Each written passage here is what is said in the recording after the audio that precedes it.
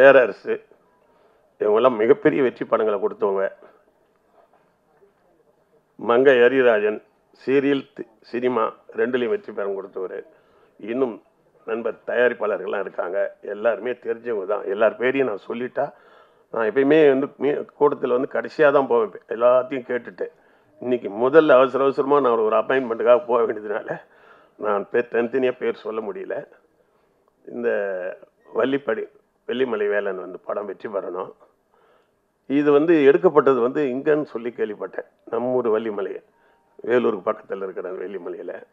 அது எங்கள் ஊர் திருவண்ணாமலைக்கு பக்கத்தில் இருக்கிற ஊர். இது இப்போ ஏதோ சில முருகன் சீசன் நினைக்கிறேன். இப்போ அதை ஒரு பக்கம் அரசியல்வாதிகளும் பார்த்தீங்கன்னா முருகன் மாநாடு போட்டுட்ருக்காங்க, மாறி மாறி போடுறாங்க இல்லையா. டெல்லியில் இருக்கிறவங்களாம் கூட விடுறதில்ல முருகனை. அகில உலக ஃபேமஸ் முருகன். இந்த சீசனில் முருகன் பேர் வச்சதுனால அவர் வெற்றி பெறுவார்ன்ற எனக்கு தோணுது. இந்த முருகன் தான் இப்போ சூப்பர் ஸ்டார் இந்த சூழ்நிலையில். ஆன்மீகத்திலையும் சரி, அரசியலையும் சரி, சினிமாவுக்கு வந்துட்டார் அவர். அந்த வகையில் இந்த படம் வெற்றி பெறும். அது போடும்போது நீங்கள் விளம்பரம் போடும்போது கூட அப்படி ஓரமாக ஒரு வேல் போட்டிருக்கீங்க. அது கொஞ்சம் முருகர் போட கொஞ்சம் ஒன்று போட்டுருங்க ஓரமாக. அதாவது ஆன்மீக படம் மாதிரி இருக்கக்கூடாது, ஆனால் முருகர் ஏதோ உங்கள் எம்பலம் மாதிரி இருக்கட்டும் ஒன்று. அதுக்கு சீசன் இருக்கு இப்போ. அதனால் இந்த படத்தில் இருக்கிற கதாநாயகி, தயாரிப்பாளரே கதாநாயகி. எப்பயுமே கதாநாயகன்னா எல்லாம் எம்ஜிஆர் சரோஜா தேவி மாதிரியே இருக்கணும்னு அவசியம் இல்லை. அந்த படத்துக்கு பொருத்தமாக இருக்கணும். அந்த படம் எடுக்கிறது கிராம படம்னா கிராமத்துக்கு பொருத்தமாக இருக்கணும். சிட்டி படம்னா சிட்டிக்கு பொருத்தமாக இருக்கணும். உலகம் சுற்று வாலிபன் மாதிரி இருந்தால் எம்ஜிஆர் மாதிரி தான் இருக்கணும். இல்லைன்னா உலகம் சுற்றி பார்க்கறதுல வேஸ்ட்டு இல்லையா. அந்த மாதிரி வீரபாண்டி கட்டபொம்மன்னா சிவாஜி மாதிரி ஒருத்தருந்தால் தான். அந்த மாதிரி இந்த படத்துக்கு ஏற்ற கதாநாயகிகள் புதுசு மாதிரியே தெரியல.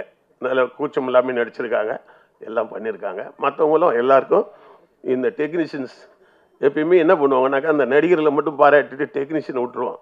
ஏன்னா அவங்க பின்னாடி இருக்கிறாங்க, அவங்க தான் ஏற்கிறவங்க, மரத்துக்கு வேறு மாதிரி அவங்க. அந்த கேமராமேன், எடிட்டர், மொத்தம் அதில் இருக்கிற அனைத்து டெக்னீஷியனுக்கு என்னுடைய வாழ்த்துக்கள். இந்த படத்தை நீங்கள் வெளியிடும் பொழுது இப்போயே கூட்டம் அதிகமாக இருக்குது, ஹவுஸ்ஃபுல்லாக இருக்குது. இது தேட்டரில் கொண்டு வர்றது எப்படின்னு தான் பார்க்கணும். நம்ம ஆள் பாதி ஆட பாதின்னு சொல்லுவாங்க. ஒருத்தர் படம் பாதி தான், படம் எடுக்கிறது பாதி தான், ஆனால் அதை ப்ரொமோட் பண்ணுறது பாதி. சில ஆள் ஆள் பார்த்தீங்கன்னா ரொம்ப வீக்காக இருப்பான். அவன் ட்ரெஸ்ஸு, அவன் ஹேர் ஸ்டைலில் பார்த்தா இத்தனை பொண்ணு திரும்பி பார்க்க அவனை. ஆள் சாதாரண ஆளாக இருப்பான். சில பேர் அழகாக இருப்பான், ட்ரெஸ் பண்ண தெரியாது, நடக்க தெரியாது, பேச தெரியாது. அந்த மாதிரி ஆள் பாதி ஆடு பாதின்றது எந்த காலத்துலையுமே உண்டு. அந்த வகையில் படம் எடுத்தால் பாதி தான். இந்த படத்தை ப்ரொமோட் பண்ணுறது தான் நம்முடைய வெற்றி இருக்குது. இப்போ உதாரணத்துக்கு பள்ளிக்கூடத்தில் 6வது படிக்கிற பசங்களுக்கு ஒரு போட்டி வைப்பாங்க, 8 வரைக்கும் படிக்கிறவனுக்கு ஒரு போட்டி வைப்பாங்க, எஸ்எல்சி வரைக்கும் படிக்கிறவனுக்கு போட்டி வைப்பாங்க. அப்போ ஈஸியாக அந்த பசங்க ஜெயிச்சு வெளியில் வர்றதுக்கு நல்லாயிருக்கும். 6லேருந்து எஸ்எல்சி வரைக்கும் எல்லாருக்கும் ஒரே மாதிரி ஓட்டு பண்ணி வச்சா அவன் வீக்காக இருந்தால் கூட எஸ்எல்சி படிக்கிறவன் தான் ஜெயிப்பான். 6வது படிக்கிறவன் என்னதான் ஒன்றாலும் அந்த பெரிய பசங்க கூட போட்டி போட முடியாது. ஒரு காலகட்டத்தில் இங்கெல்லாம் சில்வர் ஜூபிலி படம் கொடுத்துவார் உதயகுமார்லாம். அவர் படம்லாம் தெரியும் உங்களுக்கு, நல்லா தெரியும் உங்களுக்கு. சார் இந்த இவர் பேரரசு, விஜயகாந்த் எல்லாருக்கும் நல்ல நல்ல படம் கொடுத்தாங்க. இவங்க படங்கள்லாம் மிகப்பெரிய வெற்றி பெற்றது. ஆனால் அதே அவங்கெல்லாம் இப்போ படம் எடுத்து ரிலீஸ் பண்ணால் கூட ஜெயிக்கிறது கஷ்டம். என்ன காரணம்? அப்போ நாங்கள் படம் எடுக்கும்போது என்ன இருந்ததுனாக்கா, பெரிய படங்கள் கூட 250 படத்துக்கு மேலே ரிலீஸ் பண்ண முடியாது. 4000 தேட்டர் இருக்குதுன்னா 250 படம் தான் பெரிய படம் ரிலீஸ் பண்ணோம்னா ப்ரொடியூசர் கவுன்சிலில் இருந்த பொறுப்பில் இது அண்ணெல்லாம் இருக்காங்க கேட்டுப்பார். நாங்கள் ரூல்ஸ் கொண்டு வச்சுருந்தோம். எல்லாரையும் ஒரே நேரத்தில் ரிலீஸ், இது 200க்கு மேலே ரிலீஸ் பண்ணாத. அப்புறம் மீடியமாக படங்கள் 100 தேட்டரு, சின்ன சின்ன படங்கள்லாம் 50 தேட்டர்னு விட்டால் என்ன ஆகுதுன்னா எல்லாருக்கும் தேட்டர் கிடைக்கும். இன்றைக்கி என்ன பண்ணிட்டாங்கன்னா கேட்டை திறந்து விட்ட மாதிரி விட்டுட்டு ஒரு படம் பெரிய படம் ரிலீஸ் ஆனால் 2000 தேட்டரு மொத்த தேட்டரு நீயே போட்டா அப்புறம் மீதி பேருக்கு எப்படி தேட்டர் கிடைக்கும்? அப்போ நீ தேட்டர் போடுறாங்க. போட்டு சமீபத்தில் ஒரு வெற்றி தேட்டர் நண்பர், அவர் ஓனர் சொன்னார், ஒரு படம் ஒன்று நல்ல படங்க, சின்ன படம் போட்டேன், 2வது வாரம் நல்லா வந்தது, திடீர்னு ஒரு பெரிய படம் வந்துடுச்சு, அது தூக்கி போட்டேன். அந்த பெரிய படம் வந்துட்டா எப்பயுமே ஒரு பெரிய வசூல் வரும்ன்ட்டு போட்டோம். பார்த்தா அது 2 வாரம் கூட ஓடல. மறுபடியும் அந்த தூக்கி போட்டு சின்ன படத்தை தூக்கி போட்டு அது 4 வாரம் ஓடிச்சுன்றார். இது எப்படி ஆகி போச்சு பாருங்க. ஆக பெரிய படம் சின்ன படங்களை ஒன்றா வர்றதை விட அழிவு சாதாரண விஷயம் இல்லை. அது எப்படின்னா 5 வயசு பையன்கிட்ட வந்து 40 வயசு பயில்வான் சண்டைக்கு போகிற மாதிரி. ஆக பெரிய படங்கள் வந்து நசுக்காமல் இருக்கணும்னா, ஒழுங்காக இருக்கணும்னா, கண்டிப்பாக வந்து பெரிய படங்கள் சின்ன படங்கள் வெற்றி பெறணும்னா, பெரிய படங்கள் வேணான்னு சொல்ல, அது தனித்தனியாக வரணும். ஜனவரியில் பெரிய படங்களாக வந்ததுன்னா பிப்ரவரியில் சின்ன படம் வரணும். மறுபடியும் மார்ச்சில் பெரிய படம் வந்து அது ஒன்றுக்கு ஒன்று கிளாஷ் ஆகக்கூடாது. இப்போ பெரிய படம் இந்த மாதம் வராது ரூல்ஸ் அப்படி இருக்குன்னா சின்ன படத்தை கூடுவான் தேட்டருக்காரன். அவனே வந்து தேட்டர் கொடுப்பான், அட்வான்ஸ் கொடுப்பான். நான்லாம் படம் ரிலீஸ் பண்ணும்போது உதயம் தேட்டர் 5 லட்சம், இவங்க 5 லட்சம் கொடுப்பாங்க. இங்கே அண்ணா தேட்டரு இவங்க சின்ன படம் தான். அண்ணா தேட்டரு இவங்க அபிராமி எல்லாம் 5 லட்சம் கொடுப்பாங்க அட்வான்ஸ். இப்போ போய் நான் படம் எடுத்து வச்சிருக்கிறேன் கேட்டால் எங்கிட்டே காசு கேட்குறான். அவன் தேட்டருக்கு முன் பணம் கொடுக்குன்னு கேட்குறான். அதே டைரக்டர் தான், அதே இட்டு கொடுத்தவங்க தான். என்ன காரணம்னாக்கா இப்போ ஒரு கதவை திறக்கிறோம். பெண்களுக்கு வந்து ஒரு பக்கமாக போங்க, ஆண்கள் ஒரு பக்கமாக போங்க, குழந்தைகள் ஒரு பக்கம். பள்ளிக்கூடம் விட்டாங்க என்ன எப்படி கொடுறாங்க ஸ்கூலில் சில்ட்ரன்ஸ் சின்ன பசங்கள்லாம் விட்டுட்ட பிறகு தான் அப்புறம் பெரிய பசங்களுக்கு டோர் திறந்து விடுறாங்க. ஏன்னா ஒன்றா போனால் சின்ன பசங்களை மெரிச்சிடுவாங்க எல்லாரும். அப்படிலாம் இல்லாமல் மொத்தமாக அப்படியே மாட்டுக்கட்டை ஆடுகட்டை திறந்து விடுற மாதிரி விட்டால் படங்கள் பூரா அழிஞ்சு போயிடும். இப்போ நீ எடுக்கிறது கஷ்டம் இல்லை. இதை ரிலீஸ் பண்ணும்போது நல்ல தேட்டங்களை பார்த்து ரிலீஸ் பண்ணணும். ரெண்டாவது, இந்த டெக்னீஷியன்ஸுங்களை எல்லாரையும் நான் கேட்டுக்கிறேன். படம் எடுக்கிறது ப்ரொடியூசர் வேலை மட்டும் இல்லை. இந்த படம் நல்லா ஓடணும், எல்லாருக்கும் வாய்ப்பு வரும். நடிகர், நடிகைகள், டெக்னீஷியன்ஸ் எல்லாரும் நீங்கள் இந்த படத்தை ஓட வைக்கிற வரைக்கும் நீங்கள் வேலை செய்யணும். படம் முடிஞ்சது கையை கழுவிட்டு வேலை பார்த்துன்னு போயிடக்கூடாது. ப்ரொடியூசர் அப்புறம் மாட்டிக்குவார். ப்ரொடியூசருக்கு பணம் வந்துச்சுன்னா தான் திரும்ப அடுத்து படம் எடுப்பார். உங்களை எல்லாரையும் மறுபடியும் திருப்பி அந்த டீம் ஜெயிக்க முடியும். அதனால் இந்த டெக்னீஷியன்ஸ் எல்லாம் இந்த படத்தை கொஞ்சம் தேட்டரில் போட்டால் கூட அதை ப்ரொமோட் பண்ணி அழகாக டெவலப் பண்ணி மெயிலில் வெற்றியை கொண்டு வரது தான் இருக்குது. பாதி தான் நீங்கள் ஜெயிச்சிருக்கீங்க படம் எடுத்ததில். ஆனால் இதை காசை எடுத்தால் தான் நீ வெற்றி பெற்ற மாதிரி அர்த்தம். ஆகவே இந்த காசை திருப்பி எடுங்க. இதுக்கு மறுபடியும் எல்லா இடத்துலையும் பேசும்போது சொல்லுவேன், இந்த சின்ன படங்களை எப்பயுமே தூக்கி விடுறது யாருன்னா பத்திரிகையாளர் தான். அவங்க பருதா போட்டு தூக்கி விட்டுருவாங்க. ஆனால் அவங்களுக்கு ஒரு பாலிசி இருக்குது. பெரிய ஆளுங்கிட்ட சரி ஏதோ பெரிய பெரிய படம் எடுக்கிறங்கிற கவர் கொடுன்னு வாங்கிக்குவாங்க. சின்ன ஆளுங்கிட்ட அதிகமாக டிமாண்ட் பண்ண மாட்டாங்க, தூக்கி விட்டுருவாங்க அவங்க. ஏன்னா அவங்களுக்கு ஒரு ஐடியா இருக்குல்ல, என்னெல்லாம் சின்ன படங்கள் தான் நிலை சொல்லி சுந்தரராஜன் போன்றவர்கள்லாம் என் படத்தை பற்றி ரொம்ப அதிகமாக சொல்லி கூடுதலாகவே சொல்லிவிடுவார். எப்படி இருக்குதுனாக்கா சூப்பர் சூப்பர் வந்தானா எங்கே பெரிய ஆளாக போயிடுவான்னு ஓவராக சொல்லி என் படத்துக்கு வியாபாரத்தை உருவாக்கி விட்டுருவார். இந்த பிஆர் அவங்களோ பத்திரிகையாளர்களோ நினைச்சா சின்ன படங்களை ப்ரூஸ் பண்ணலாம். இந்த படம் வெற்றி பெறணும், திரும்பி திரும்ப நீங்கள் படம் எடுக்கணும். இதில் இருக்கிற ஒரு தடவை முதல் போட்டால் திரும்பி அந்த முதல் வந்தால் தான் அடுத்த படம் எடுக்க முடியும். ஒவ்வொரு தடவையும் முதல் போட்டுக்கிட்டுன்னு வச்சுக்கா, போயிடுச்சுன்னா திருப்பி ஊர் பக்கமே போக முடியாது. வாகனம்லாம் கொடுக்கலாம், ஊர் பக்கம் சேர மாட்டான். அந்த வகையில் இந்த படம் வெற்றி பெறணும், இது அனைவரும் நல்லா வரணும் அப்படின்னு கேட்டுக்கிறேன். தயவுசெய்து மன்னிக்கணும், நான் ஒரு அவசரமான வேலைக்கு போகிறதுனால தான் நான் கடைசி வரைக்கும் வந்து கேட்க முடியல. எல்லாரும் பேச்சும் இருக்காங்க, எல்லாரும் பேசுவாங்க, நல்லா பேசுவாங்க. வெற்றி வணக்கம். 30 வருஷமாக ஒருத்தர் நான் இயக்குனர் ஆகாமல் செருப்பு போட மாட்டேன்னு இருக்கார்.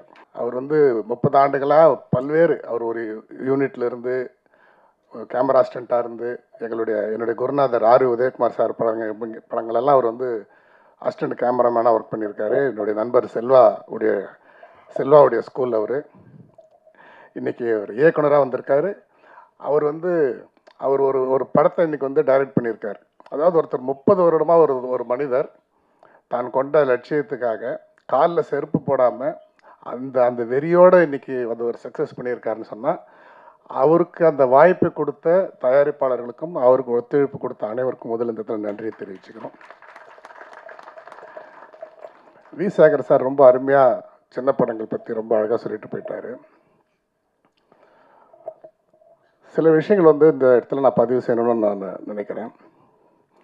இன்றைக்கி அற்புதமான தலைவர்கள்லாம் இன்றைக்கி சினிமா கிடச்சிருக்காங்க. பெப்சி நம்முடைய ஆர்கே செல்வமணி சார் அவர்கள், அதே மாதிரி பார்த்திங்கன்னா இயக்குனர் சங்கத்துக்கு எங்கள் இளம் இயக்குநர்கள் எஜமான் ஆர் உதயகுமார் சார், செயலாளர் பேரரசு சார், நம்மளுடைய நண்பர் மங்கை அரியராஜன் போன்றவங்கலாம் இன்றைக்கி எல்லாருமே இருக்காங்க.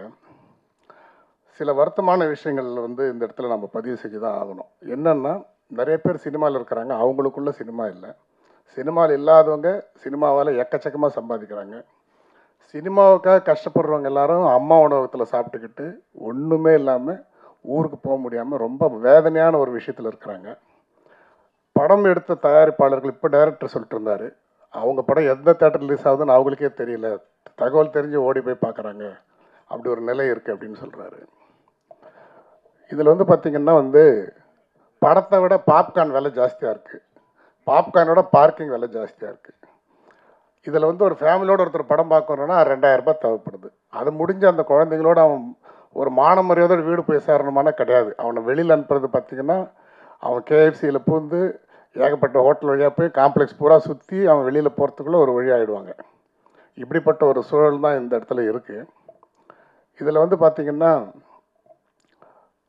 எப்படி சென்சார் ஒரு மக்கள் பார்த்து முடிவு பண்ண ஒரு விஷயத்த ஒரு தனி குழு கூப்பிட்டு எப்படி முடிவு பண்ணுறாங்களோ அதே மாதிரி நிறைய விமர்சனங்களும் பார்த்திங்கன்னா மக்கள் முடிவு பண்ணி ஒரு படத்தை சொல்கிறது வேறு, மக்களை போக விடாமே அதுக்கு முன்னாடி கருத்தை சொல்கிறேன்னு சொல்லிட்டு அதுலேயும் நிறைய பெய்டு ஜேர்னலிசம்னுடைய ரொம்ப அவங்களுடைய ஆக்கிரமிப்பு ஜாஸ்தி ஆகிட்டு நிறைய படங்களை பார்க்குறதுக்கு ஏன்னா இவங்க என்ன பண்ணிடுறாங்கன்னா இவ்வளோ எக்ஸ்பென்ஸுங்கிறதுனால பார்க்கலாமா வேணாமான்னு முடிவு பண்ணிட்டு போகிற ஒரு சூழல் கொண்டாந்து வச்சிடுறாங்க. அப்படி போகிறதுக்கு காரணம் அவ்வளோ எக்ஸ்பென்ஸ் ஆகிறது தான் காரணம். அதனால் செலக்ட் பண்ணி போகலாம், பெரிய ஹீரோஸ் படம் தான் போயே ஆகணும், மற்றதெல்லாம் பார்த்துட்டு போகலாம். வி சேகர் சொன்ன மாதிரி ஒரு படம் சின்ன படம் அது நல்ல படம் அருமையான படம்ன்ற டாக்கு ஜனங்களுக்கு அவங்க போகும்போது பார்த்தா தேட்டரில் இருக்கிறது கிடையாது. இன்றைக்கி சினிமாவுக்கு சம்மந்தம் இல்லாதவங்களாம் சினிமாவால் சம்பாதிச்சிக்கிட்டு இருக்காங்க. உதாரணத்துக்கு பார்த்திங்கன்னா புக் மை ஷோ, ஒரு ரயில்வேல பார்த்திங்கன்னா ஒரு கூப்பனில் 5 டிக்கெட் புக் பண்ணலாம். 5 டிக்கெட்டுக்கான ரிசர்வேஷன் சார்ஜஸ் பார்த்திங்கன்னா வெறும் 10 ரூபா தான் சர்வீஸ் சார்ஜ் இருக்கும். ஆனால் புக் மை ஷோவில் ஒரு குடும்பத்தில் 10 பேர் படம் பார்க்குறாங்கன்னா 10 பேரும் 30 ரூபா தரணும். இது எவ்வளோ ஒரு கொடுமையான ஒரு விஷயம். நம்ம ஒரு 200 ரூபா கொடுத்து ஒரு படத்துக்கு போகிறோன்னு சொன்னால் அதில் ப்ரொடியூசருக்கு போகிற காசு எவ்வளோ? நான் அந்த படத்துக்காக தான் போகிறேன், அந்த தேட்டருக்காக நான் போகிறதில்ல, நான் படத்துக்காக தான் போகிறேன். அந்த இயக்குனரை விரும்பி போகிறேன், அதில் நடிகரை நம்பி போகிறேன், அந்த படத்துக்காக நான் போகிறேன். ஆனால் அதில் போடுற ஸ்லைடுக்கும் அதில் போடுற ஆடுகளுக்கும் ஏதாவது நம்ம ப்ரொடியூசருக்கு யாருக்காவது சம்மந்தம் இருக்கா? எதுவுமே கிடையாது. இன்னும் சொல்லப்போனால் நம்மளுடைய காப்பிரைட் பிரகாரம் ஒரு படம் ஃபஸ்ட் ஹாஃப் முடிஞ்சு செகண்ட் ஹாஃப் நடுவில் ஒரு சைலன்ஸ் இருக்கணும். நம்ம ஸ்கிரிப்ட்லேயே டைரக்ஷனில் டிஸ்கஷனில் ஃபஸ்ட் ஹாஃப் செகண்ட் ஹாஃப்னு பிரிக்கிறதும் டுவர்ட்ஸ் கிளைமேக்ஸு ஸ்ட்ரெயின் ஆகிடும், இங்கே காமெடி வரணும் அது வரணும், இதெல்லாம் பண்ணுறது எதுக்கு? ஆனால் இப்போ பார்த்திங்கன்னா அங்கேயே ஆர்டர் பண்ணுறதும் படம் பார்த்துட்டு இருக்கும்போது எடுத்து டெலிவரி பண்ணுறதும் இதை இவனுக்கு பாப்கார்ன் தின்றதுக்கும் பெப்சி குடிக்கிறதுக்கு தான் போகிற மாதிரி அங்கே அந்த இடத்துல இன்றைக்கி கார்பரேட்டுகளுடைய தேட்டர்ஸ் அப்படி தான் இருக்குது. அதில் பார்த்திங்கன்னா உங்களுக்கு நான் ஸ்டாப்பாக கேப்பே இல்லாமல் நடுவில் ஆடு போடுறது, ஸ்லைடு போடுறது, ஒரே ஷவுட்டிங்கு. ஆக்சுவலாக பார்த்தா இதுக்கு யாராவது ஒருத்தர் இது பெரிய லெவலில் இது கேஸ் போட்டு தடுக்கணும் இது எல்லாத்தையும். ஏன்னா கம்பல்சரி ஒரு 15 மினிட்ஸ் சைலன்ஸ் இருக்கணும், அதுக்கப்புறம் தான் செகண்ட் ஹாஃப் ஸ்டார்ட் பண்ணணும், அதுதான் ரூல். இந்த மாதிரி சில விஷயங்கள் எல்லாத்தையும் வழிமுறைப்படுத்தணும். சம்மந்தம் இல்லாத ஒரு டெக்னாலஜி இருக்கிறவங்க சம்பாதிக்கிறதும் புக் மை ஷோவில் இருக்கிறவங்க சம்பாதிக்கிறதும் அவ்வளோ எதுக்கு? ஃபிலிம் ஃபெஸ்டிவல் திரைப்படம் சம்மந்தப்பட்டவங்க தான் எடுத்து நடத்தணும். கவர்மெண்ட் 80 lakhs கொடுக்குறாங்க. ஒரு இண்டோசில் ஃபிலிம் அப்ரிசியேஷன் ஃபவுண்டேஷன் சொல்லி ஒரு ஃபிலிம் லவ்வர்ஸ் ஆரம்பித்த ஒரு சாதாரண அமைப்பு. அவங்க வருஷம் எடுத்து ஃபிலிம் ஃபெஸ்டிவல் இதே சென்னையில் பண்ணுறாங்க. சினிமா சம்மந்தப்பட்டவங்களுக்கு கூட அதில் எந்த ப்ரியாரிட்டியும் இல்லை, அவங்க அதை வச்சுக்கிட்டு சம்பாதிக்கிறாங்க. அதுக்கு கவர்மெண்ட் 80 lakhs கொடுக்குது. அப்போது எதுவுமே சினிமாவில் இருக்கிறவங்களுக்கும் சினிமாவில் சினிமாவில் கஷ்டப்படுறவங்களுக்கும் எதுவுமே கிடைக்கிறது கிடையாது. அது படம் எடுக்கிறவங்களாக இருந்தாலும் சரி, எதில் இருந்தாலுமே சரி. அதனால் ஒரு புக் மை ஷோ மாதிரி ஒரு ஆப் கூட நம்மளால் முடிவு பண்ண முடியாதா, ரெடி பண்ண முடியாதா? இதெல்லாம் வரைமுறைப்படுத்தணும். அதுக்கு அருமையான தலைவர்கள் இன்றைக்கி சினிமாவில் கிடச்சிருக்காங்க. பாருங்கள், காலையிலேருந்து பேரர் சார் இங்கேயே இருக்கார் தொடர்ச்சியாக. நான் கூட சொல்லிட்டு எங்கள் குருநாதர் டைரக்டர் சாருக்கெல்லாம் உதயகுமார் சாருக்கெல்லாம் இங்கே ஒரு ரூம் ரெடி பண்ணி கொடுத்துருங்க, அவர் இடையில வீட்டுக்கு எங்கேயாவது போயிட்டு வரட்டும். நிறைய படங்களுக்கு எந்த நடிகர்களை அவங்கள ப்ரமோட் பண்ணுறதுக்காக தாலியை விற்று நகையை அடமானம் வச்சு ஒரு தயாரிப்பாளர் படம் பண்ணி எல்லாம் செய்கிறாங்களோ அவங்களே அவங்க படம் ப்ரமோஷனுக்கு வர்றது கிடையாது, நிறைய பேர் வர்றது கிடையாது. ஆனால் அப்படி இருக்கும்போது சம்மந்தமே இல்லை, ஒரு சின்ன படம் கஷ்டப்பட்டு பண்ணுறாங்க, இவங்களை சப்போர்ட் பண்ணுங்கிறதுக்காக ஒரு இயக்குனர் சங்க தலைவர் இன்றைக்கி எவ்வளோ பெரிய ஹிட்டு, நடிகர் திலகம்லேருந்து இன்றைக்கி இருக்கக்கூடிய எல்லா சூப்பர் ஸ்டார்களையும் இயக்கிய ஒரு திரைப்பட கல்லூரியிலேருந்து வந்த ஒரு இயக்குனர்னால் அது வந்து ஆர் உதயகுமார் சார் தான். அப்படிப்பட்ட இவ்வளோ பெரிய ஒரு ஜாம்பவான் இன்றைக்கி இயக்குனர் சங்க தலைவராகவும் இருக்கார். அவர், பேரரசு சார், இவங்க எல்லாரும் இன்றைக்கி வந்து ஒரு படம், அது யார் படம் என்ன அதெல்லாம் எதுவுமே தெரியாது. ஒருத்தர் கஷ்டப்பட்டு பண்ணியிருக்காங்க, அவங்களுக்கு நம்ம சப்போர்ட்டாக இருக்கணும், துணையாக இருக்கணும் அப்படிங்கிறதுக்காக அவங்களாம் இந்த இடத்துக்கு வந்திருக்கிறாங்க. அதே மாதிரி ஒரு வேண்டுகோள் வைக்கிறேன் உதயகுமார் சாருக்கு. புரட்சி தலைவி ஜெயலலிதா அம்மா இருக்கும்போது இந்த அரசு சார்பில் அம்மா திரையரங்குன்னு ஒரு கான்செப்ட் கொண்டு வந்தாங்க. இது ரொம்ப சின்ன படங்கள்லாம் நிச்சயமாக வந்து ஓடக்கூடிய ஒரு சூழல் வந்து அமையறதுக்கான ஏற்பாடு பண்ணாங்க. எப்படி வந்து நிறைய தேட்டர்ஸில் வந்து எவ்வளோ ரேட் ஏற்றினாலும் 10 ரூபாய் டிக்கெட்டுங்கிறது வந்து கம்பல்சரின்னு சொல்லி அதுக்குன்னு ஒரு கேட்டகரி வச்சாங்களோ, அது இன்றைக்கும் தேட்டரில் வச்சுருக்காங்க. ஆனால் அந்த 10 ரூபாய் டிக்கெட் வந்து யாருக்கும் தரதில்லை. அது யாருக்கு தராங்கன்னா உங்களுக்கு இந்த ஃபுட்டு கூப்பனோடு தான் தருவாங்க. படம் பார்க்குற டிக்கெட்டு 10 ரூபான்னா கூப்பன் 400 ரூபாய் அப்படி தான் அது தராங்க. அது வெளியில் யாருக்கும் தரதில்லை, அவங்களுக்குள்ளே கொடுத்துக்குவாங்க. ஆனால் அந்த அம்மா திரையரங்குன்ற கான்செப்ட்டு அவங்க கொண்டு வந்து இம்ப்ளிமெண்ட் பண்ணும்போது அவங்களுக்கு உடம்பு சரியில்லாமல் போயிடுச்சு. அதனால் அது நின்று போச்சு. அது மட்டும் வந்திருந்தால் இன்றைக்கி வந்து இந்த தேட்டர் டாமினேஷனுங்கிறது இந்த அளவுக்கு வந்திருக்காது. எல்லா படங்களும் ஓடுறதுக்கான ஒரு தளம் அது வந்து ஏற்படுத்தி தரும். அந்த கான்செப்டை இன்றைக்கி இருக்கக்கூடிய தலைவர்கள் எல்லாரும் சேர்ந்து திருப்பி இம்ப்ளிமெண்ட் பண்ணி கொண்டு வந்தோம்னா நிச்சயமாக சின்ன படங்களுக்கும் வந்து எல்லா தேட்டர்ஸும் கிடைக்கும். இன்னொன்று வந்து தான் பெரிய ஸ்டாரு, தான் அடுத்த முதலமைச்சர் ஆகணும், இப்படிலாம் கனவு காண்றாங்க நிறைய பேர். அப்படி உண்மையிலே அவ்வளோ பெரிய ஸ்டாரு, அவங்களுக்கு அவ்வளோ ஃபேன்ஸ் இருக்கிறாங்கிறது உண்மையாக இருந்தால் அவங்க வந்து 11 மணி ஷோ, 2 மணி ஷோ, காலையில் 10:30 மணி ஷோவில் அவங்க படத்தை போடுறதுக்கு கொண்டு வரணும், ஒத்துக்கணும். அதை விட்டுட்டு ப்ரைம் ஷோஸு, ப்ரைம் தேட்டர்ஸ் எல்லாம் வந்து அவ்வளோ பெரிய பெரிய ஸ்டாருங்களை எடுத்துக்கிட்டு கஷ்டப்பட்டு ரொம்ப போராடி வர சின்ன படங்களை எடுத்துன்னு போயிட்டு காலையில் 11 மணிக்கு தர்றது, 10 மணிக்கு தர்றது, மத்தியானம் 2 மணிக்கு தர்றது தான் எப்படி வந்து பார்க்க வருவாங்க? ஸோ இப்படிப்பட்ட ஒரு சூழல் இங்கே இருக்குது. அதனால் வந்து இவங்கெல்லாம் வந்து இவ்வளோ கஷ்டப்பட்டு இவ்வளோ செலவு பண்ணி ஒரு நம்பிக்கையில் இது போன்ற தயாரிப்பாளர்கள்லாம் நிறைய இளம் கலைஞர்களை ஒரு 30 வருஷமாக செருப்பு போடாத ஒருத்தருக்கு கூப்பிட்டு இன்றைக்கி ஒருத்தர் லைஃப் கொடுத்துருக்காங்க. இவ்வளோ டெக்னீஷியன்ஸ் இன்றைக்கி வந்து இந்த படத்து மூலமாக கொண்டு வந்திருக்காங்க. இவங்கெல்லாம் வந்து வெற்றி பெற்றாங்கன்னா, இவங்களுக்கெல்லாம் முதலீடு பண்ண பணங்கள் திருப்பி வந்துச்சுன்னா இதே மாதிரி இன்னும் நிறைய பேர் அவங்க உருவாக்குவாங்க. நிறைய பேர் வர வர வர தான் இந்த துறை வளரும். இது வெற்றிங்கிறது 2 வகை இருக்குது. எல்லாரையும் கூட்டிகிட்டு போய் ஜெயிக்கிறது ஒரு வெற்றி, எல்லாரையும் கொன்னுட்டு ஜெயிக்கிறது ஒரு வெற்றி. அலெக்சாண்டர் போன்றவர்கள் எல்லாரையும் கொண்டுட்டு ஜெயிச்சவங்க, நபிகள் நாயகம் இயேசுநாதர் போன்ற எல்லாரையும் கூட்டிட்டு போய் ஜெயிச்சவங்க தான் வணங்கப்படுவார்கள். அது எல்லாரும் வணங்கப்பட வேண்டும். அப்படிப்பட்ட வெற்றிக்கு பத்திரிகையாளர்கள் அனைவரும் இது போன்ற சிறிய படங்களுக்கு ஒத்துழைப்பு தர வேண்டும்.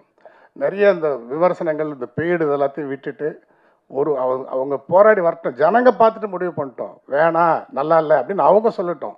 பார்க்குறதுக்கு முன்னாடி இது வேஸ்ட்டு, இது பார்க்குறது தேவையில்லாத வேலைன்ற மாதிரிலாம் ரொம்ப நெகட்டிவாக சொல்லி அப்படி அதனால் வந்து எந்த விதமான பலனும் இல்லை. அவங்க முடிவு பண்ணிட்டோம். மக்கள் வந்து ஒரு படத்தை வேணான்னு சொன்னால் அதை 100% ஏற்றுக்கிறதுக்கு எல்லா கலைஞர்களும் தயாராக இருக்கிறாங்க. அதை பார்க்கவே கூடாதுன்னு தடுக்கிறத 1% கூட யாரும் ஏற்றுக்க முடியாது. அது போன்ற விஷயங்களை செய்ய வேண்டாம். சிறிய படங்களுக்கான அங்கீகாரத்தை எல்லாம் கொடுக்க வேண்டும். அதே மாதிரி இந்த அம்மா திரையரங்கு போன்ற அந்த கான்செப்டை கொண்டு வந்து எல்லா படங்களுக்கும் எல்லாருக்கும் தேட்டர் கிடைக்கக்கூடிய ஒரு சூழல் ஏற்படுத்தணும். சினிமாவில் கஷ்டப்படுறவங்களுக்கான பலன் சினிமாவில் இருக்கிறவங்களுக்கே கிடைக்கணும். புக்மை ஷோ போன்றவர்கள், இந்த மாதிரி கியூபு போன்றவர்கள், சினிமாவுக்கு சம்மந்தம் இல்லாத கார்ப்பரேட் முதலாளிகள் இவர்களுடைய ரத்தத்தை சுரண்டி அவர்கள் மட்டும் வாழ்வதை தடுக்கிறதுக்கு எல்லாரும் ஒரு அணியில் திரண்டு அதற்கான விஷயத்தை ஏற்படுத்தணும்னு சொல்லி கேட்டுக்கிட்டு படக்குழு அனைவருக்கும் நன்றி கூறி விடைபெறுகிறேன். நன்றி வணக்கம். இந்த வள்ளிமலை வேலன் திரைப்படத்தின் படக்குழுவினர் அனைவருக்கும் என் நன்றியை தெரிவித்துக் கொள்கிறேன். இன்றைக்கி இந்த மேடையிலே ஒரு தயாரிப்பாளர் ஆட்டுக்கொண்டேன். நான் என்னை வச்சு தான் எல்லாமே வந்து பேசியிருக்காங்க. அது நல்ல கருத்து தான் அண்ணன் சொன்னதெல்லாம். நான் வந்து தப்பாக இது பண்ணலை. அது வர வேண்டியது தான், நடக்க வேண்டியது தான். அது இப்போ நான் வந்து கொஞ்சம் இப்போ எனக்கு இங்கே வந்து இப்போ மீட்டிங் வந்து போகணும், ஈசி மீட்டிங்கு. பாண்டிச்சேரி செந்தாமரை கண்ணன் நிறைய பேருக்கு இங்கே தெரியும், சில பேருக்கு தெரியாது. என் பேர் பாண்டிச்சேரி செந்தாமரை கண்ணன். நான் பாண்டிச்சேரி சேர்ந்தவன். அண்ணாங்களாம் தெரியும். இங்கே மும்மூர்த்திகள் மேலே 3 இயக்குனர்கள் அமர்ந்திருந்தார்கள். 4வதாக எங்களுடைய மங்கை ஹரிராஜன் அண்ணனும் சேர்ந்து பெரிய இயக்குனர்கள் இங்கே இந்த திரைப்பட விழாவிலே கலந்து கொண்டு இருக்கிறதுனால நான் அதிகமாக பேச முடியாது. அனைத்தும் அவங்க அண்ணன் பேசிட்டாங்க.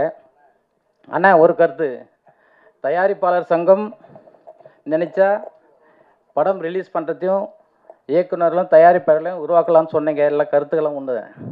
தயாரிப்பாளர்களை உருவாக்குவது யாருன்னு உங்களுக்கு தெரியுண்ணே. உங்கள் காலங்கள் வேறண்ணே. நீங்கள் எடுத்த படங்கள்லாம் இன்றுக்கும் வைரம் பாய்ந்த மாதிரி.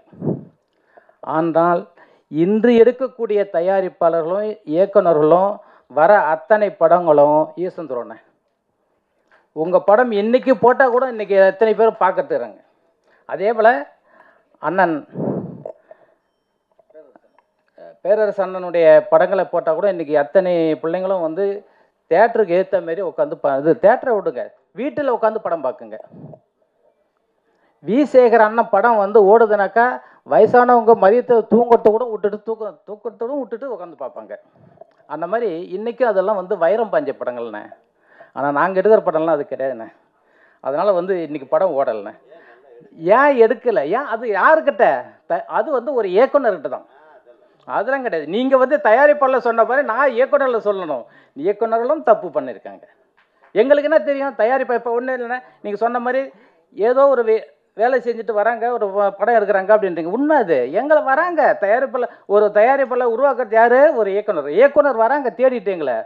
நான் சும்மா உட்காந்துட்டு நான் ரியல் எஸ்டேட் பண்ணியிருந்தேன். என் வீட்டுக்கு வந்து கதவை தட்டி உன்னை நான் அப்படி பண்ணுறேன் இப்படி பண்ணுறேன், இவ்வளோ கோடி சம்பாடலாம் அப்படியே கோடி சம்பாடலான்னு சொன்னதெல்லாம் யார்? ஒரு இயக்குனர்.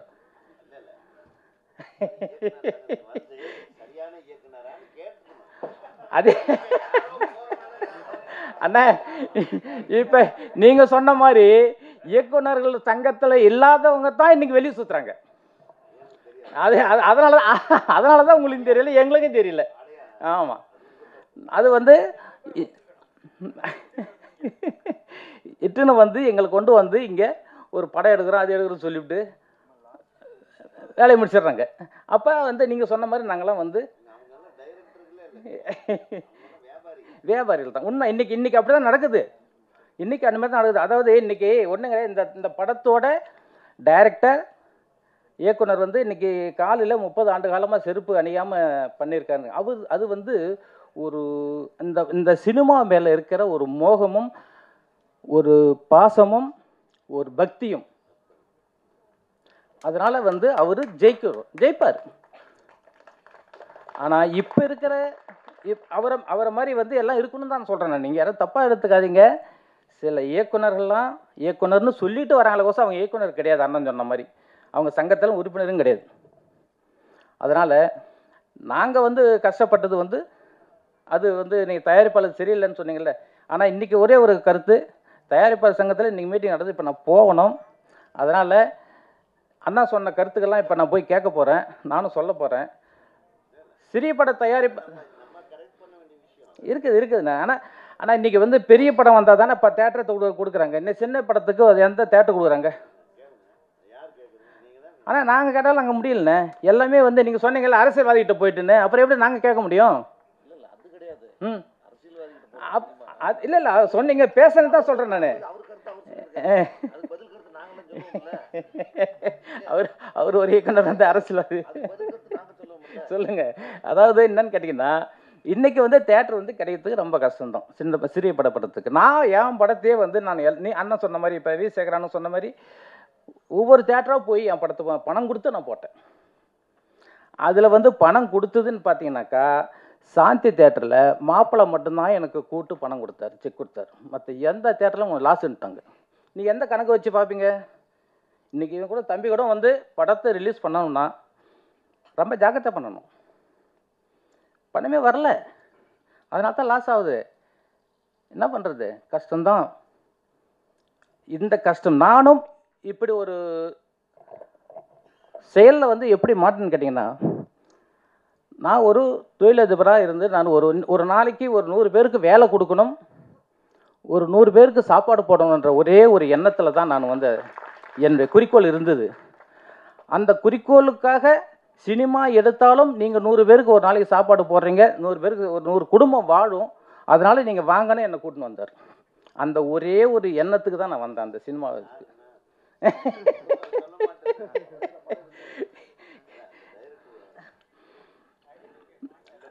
இட்டுன்னு வந்து படத்தை என்னை இட்டுன்னு வந்து ஆசைகளை காட்டி இந்த சினிமாவில் விட்டு, சினிமா வந்து கொண்டு வந்து தயாரிப்பாளர்னு நான் என்ன சொல்லி தயாரிப்பாளர் சங்கத்தில் போய் லெட்டர் வாங்கிக்கணும், அவன் பேரில் படம் எடுக்க போட்டான், இது சென்சார் வாங்க போட்டான். அதான் டைரக்டரு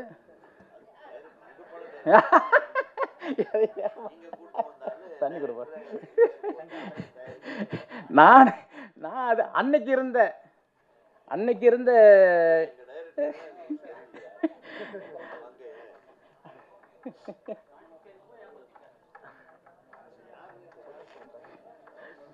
அன்னை ஆமாம், அதான் உண்மை. இல்லை அவர் ஒன்றும் பண்ணிருக்க முடியாது. அதுக்கப்புறம் நான் வந்து தயாரிப்பாளர் சங்கத்தில் லெட்ரு கொடுத்து, அதுக்கப்புறம் வந்து எல்லாம் என்னை கூட்டி வச்சு எஸ்எஸ் நம்ம ராவுத்தர் தான் அண்ணன் தான் வந்து அன்றைக்கி அட்டாக் கமிட்டி தலைவர் தான் அந்த டைமில் கேஆர்ஜி இருந்தாருங்க. அவங்கெல்லாம் கூட்டு ஒரு 25 தயாரிப்பாளர்கள் உட்காந்து அன்னைக்கு வந்து நடந்ததை கேட்டுட்டு, அதுதானா தயாரிப்பாளர் சங்கம். ஒரு 15 ஆண்டுகளுக்கு பிற்பாடு தயாரிப்பாளர் சங்கம் இல்லை என்னை பொறுத்தவரையிலும். அன்னைக்கு இருந்த தயாரிப்பாளர் 25 பேர் உட்காந்துட்டு 2 பேரையும் உட்கார வச்சு 2 பேர்கிட்ட பேசி தீர்த்துட்டு எங்கள் 2 பேரும் வெளியே போக சொல்லிட்டாங்க. அதுக்கப்புறம் ஒரு தடவை கூட்டாங்க, கருத்துக்களை கேட்டாங்க, மறுபடியும் 2 பேரும் கூட்டாங்க.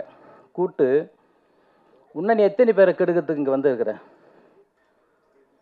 சினிமாவே கெடுக்கிற, இந்தமாரி தயாரிப்பாளரில் வந்து புதுசாக இட்டாந்து கெடுக்காத, இது வந்து நமக்கு கெட்ட பேர், அவருக்கு எழுதி கொடுத்துட்டு வெளிப்பட அப்படின்ட்டாங்க. அதுக்கப்புறம் தான் நான் வந்து ஒரு தயாரிப்பாளரான அவன் எழுதி கொடுத்த பிற்பாடு. ஆமாண்ணே, எடுத்துகிட்டு இருக்கிறோம். ஏன் நீங்கள் வரதுங்களா தம்பி? சினிமா வந்து உண்மையாகவே சினிமான்னு தெரியாத ஒருத்தன் வந்து, ஆனால் சினிமா இருந்தது தான். சினிமா வந்து கற்றுக்கிட்டு தான் வந்து நானுங்களாம் வந்து இப்போ தம்பி வந்து ஏதோ ஒரு பள்ளிக்கூடத்தில் கூட நீ ஒரு நாடகத்தில் நடிச்சிருப்பேன்னு பார்த்துக்கிறேன். அதனால தான் நீ இந்த சினிமாவுக்கு வந்திருக்கிற ஆர்வம். இல்லைன்னா சினிமாவுக்கு வர முடியாது. நாங்களாம் சின்ன வயசில் கூத்தாடிட்டு ட்ராமா ஆடிட்டு அந்த ஈர்ப்பு தான் என்னை சினிமாவில் கொண்டாந்து விட்டுது.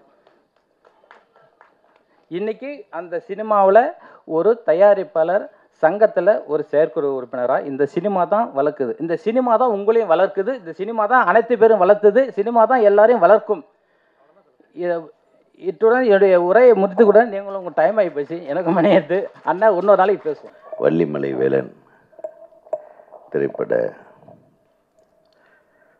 ஆடியோ ரிலீஸ் மற்றும் ட்ரெய்லர் வெளியீட்டு விழாவுக்கு வந்திருக்கும் அனைவருக்கும் எனது வாழ்த்துக்கள்.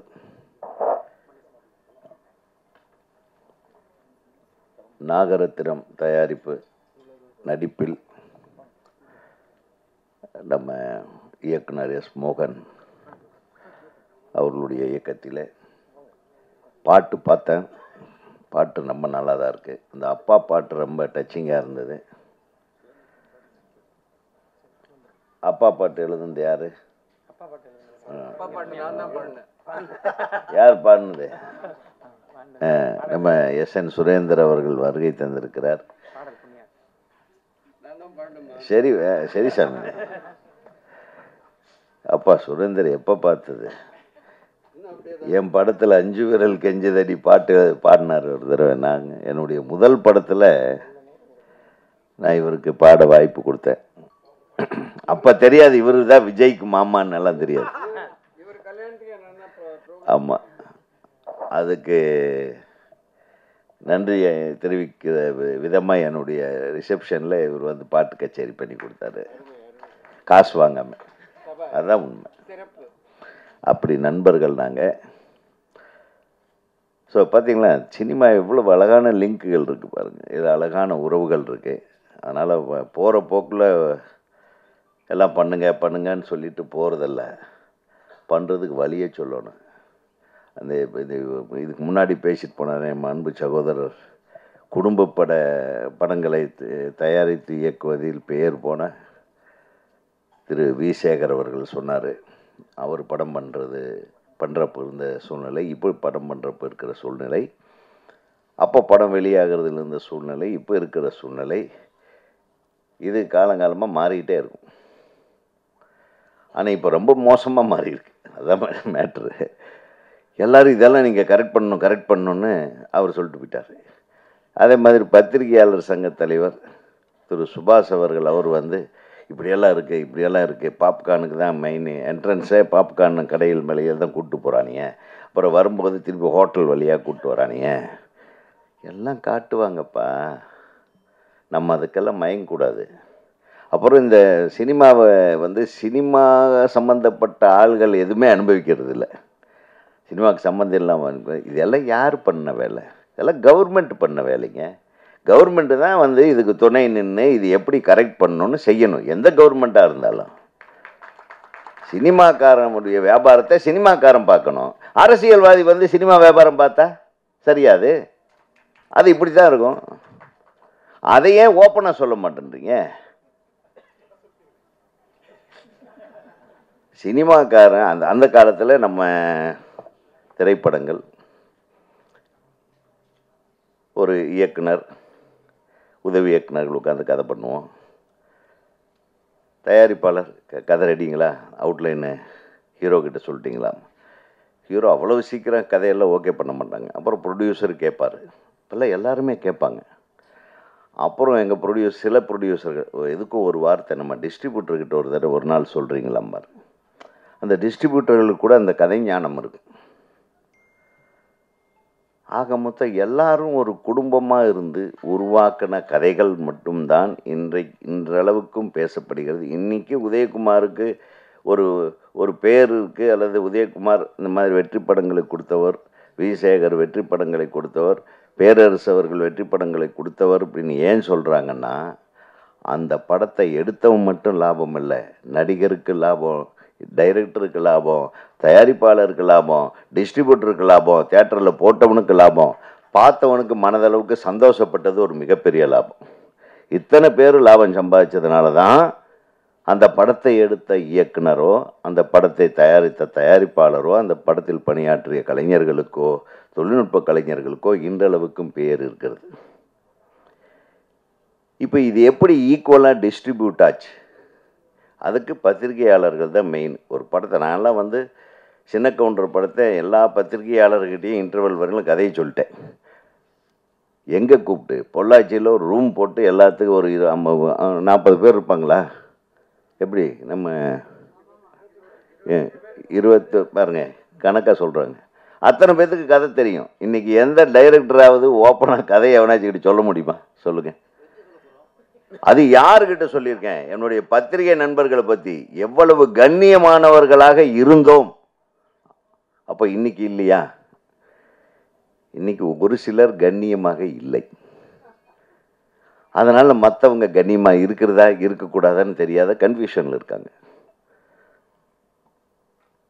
சினிமா எங்கே சரி செய்யப்பட வேண்டுமோ, ஒரு சினிமாவுக்கு அந்த காலத்தில் சொல்லுவாங்க, இந்த பராசக்தியே எடுத்துக்கங்க, ஒரு 10-15 நாள் ஷூட் பண்ணிட்டு இந்த படமெல்லாம் வேண்டாம் அப்படின்னு ஏவி மேயப் செட்டியார் சொல்லிட்டார். சிவாஜி வேண்டாம், இந்த மாதிரி இந்த படத்தை அப்படியே தூக்கி போடுங்க. அப்புறம் இன்னொரு இணை தயாரிப்பாளர், அவர் பேர் என்ன, பெருமாள் முதலியார், அவர் படத்தை பார்த்துட்டு இல்லை சிவாஜி தான் இருக்கணும், இந்த படத்தை திருப்பி எடுக்கணும். அப்படி ஒரு கருத்து மோதல்கள் அதன் விளைவாக ஒரு நல்ல விஷயங்களை, ஒரு நல்ல ரிசல்ட்டை கொண்டு ஒரு படத்தை உருவாக்கின காலங்கள் வேற. இன்னைக்கு தயாரிப்பாளருக்கு என்ன அவங்க படம் எடுக்கிறாங்கன்னு அவங்களுக்கே தெரியல. பெரிய படங்கள் இருக்கிற தயாரிப்பாளர்கள் அப்படி தெரிஞ்சுக்கணும்னு ஆசைப்பட்டாங்கன்னா அவங்க படம் பண்ண முடியாது. புரியுதா? இப்போ யாருக்கு தெரியும்? ஆண்டவனுக்கு தான் தெரியும். சரி, அப்படி இல்லை. சின்ன படங்கள் அவன் வந்து அந்த தொப்புள் கொடியிலிருந்து அப்படியே போட்டு வளர்த்து எடுத்து அது எப்படியாவது ஒரு கதை பண்ணணும், இப்படி ஒரு கதை பண்ணோன்னு அவன் தவம் இருந்து கொண்டாந்து அது ஒரு நல்ல படத்தை ஒரு நல்ல தயாரிப்பாளர் கிடச்சி பல கஷ்டங்களுக்கு நடுவில் ஒரு படத்தை தயாரித்து முடித்தவனுக்கு தேட்டர் கிடைக்கிறதில்ல. தேட்டரு இந்த மாதிரி தேட்டரு கிடைக்காததுக்கு காரணம் என்ன? இந்த டிக்கெட் விற்கிறதுக்கு காரணம் என்ன? ஏன் அது இது எல்லாம் சரிப்படுத்தக்கூடிய ஒரே ஒரு ஆள் சினிமா இண்டஸ்ட்ரியில் அரசாங்கத்தையும் விட தயாரிப்பாளர் தான். இன்றைக்கி அந்த தயாரிப்பாளர் சங்கம் எப்படி இருக்குது பாருங்கள், பாவமாக இருக்குது. தயாரிப்பாளர்கள் சங்கம்ன்றது எப்படி இருக்கணும்னா எல்லா சங்கத்துக்கும் தலைமை தாங்கிற ஒரு அற்புதமான அவங்க வந்து முடிவு பண்ணுங்க. தயாரிப்பாளர் தாங்க எல்லாத்துக்கும் தலைவர் ஒரு சினிமாவுக்கு. ஒரு மிகச்சிறந்த தயாரிப்பாளர்களாக தான் சொன்னேன். அந்த காலத்தில் வந்து நான் எடிட்டிங் பண்ணிட்டு இருந்தேன். சுஜாதாஸ் எடிட்டிங்னு சொல்லுவாங்க. திரு பாலாஜி அவர்கள் இயக்குனர், தயாரிப்பாளர் பாலாஜி அவர்களுடைய ஆஃபீஸு இங்கே எக்மோரில். அப்போ அசிஸ்டண்ட் நம்ம எடிட்டிங், நம்ம படத்தோட எடிட்டிங்க்கு சுபாஷ் அவர்கள் அசிஸ்டண்ட். அப்போது அவருடைய ரூமை கிராஸ் பண்ணி தான் நான் எடிட்டிங் போவேன். சார், நான் எந்த டைமுக்கு வர்றேன், எந்த டைமுக்கு போகிறேன்னு என் அசிஸ்டன்ஸுகளுக்கு தெரியுதோ இல்லையோ, என் தயாரிப்பாளருக்கு தெரியுதோ இல்லையோ, நான் கரெக்டாக காலையில் 7:30 மணி 8 மணிக்கு அங்கே இருக்கிறேன்னா, உதயகுமார் 8 மணிக்கு வந்துடுவார், அவர்கிட்ட இந்த சாவியை கொடுத்துருன்னு சொல்லி கொடுத்துட்டு போவார் பாலாஜி சார். நான் எதுக்கு சொல்ல வரேன்னு கேளுங்க. ஒரு நாள், சார் என்ன சார் இப்படி, நான் 8 மணிக்கு சரியாக வருவேன்னு உங்களுக்கு எப்படி சார் தெரியும்? நீ உழைப்பாளி, நீ உன் படத்துக்காக எப்படி உழைக்கிறேன்றது எனக்கு தெரியும். நான் உங்கள் ப்ரொடியூசருக்கே ஃபோன் பண்ணி சொன்னேன், அவர் 8 மணிக்கு இங்கே தான் இருப்பார், நீங்கள் வாங்க அப்படின்னு சொன்னேன் அப்படின்னு சொல்லுவார். அப்போது அவர்கிட்ட நெருக்கமாக உட்காந்து பேசும்போது தான் தெரிஞ்சுக்கிட்டேன்.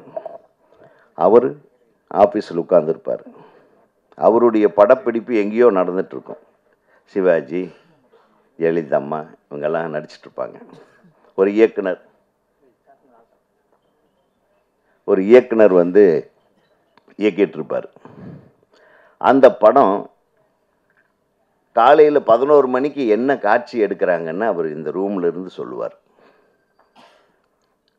எந்த ஷாட் எடுத்துகிட்ருப்பாங்க, 11 மணிக்கு அந்த சீன் ஆரம்பிச்சிருவாங்க, 2 மணிக்கு இந்த சீனு, கரெக்டாக 5 மணிக்கு என்னப்பா ஷூட்டிங் முடிஞ்சிடுச்சான்னு இங்கேருந்து ஃபோன் பண்ணுவார். ஊட்டியில் இருந்தாலும் சரி, கொடைக்கானலில் இருந்தாலும் சரி.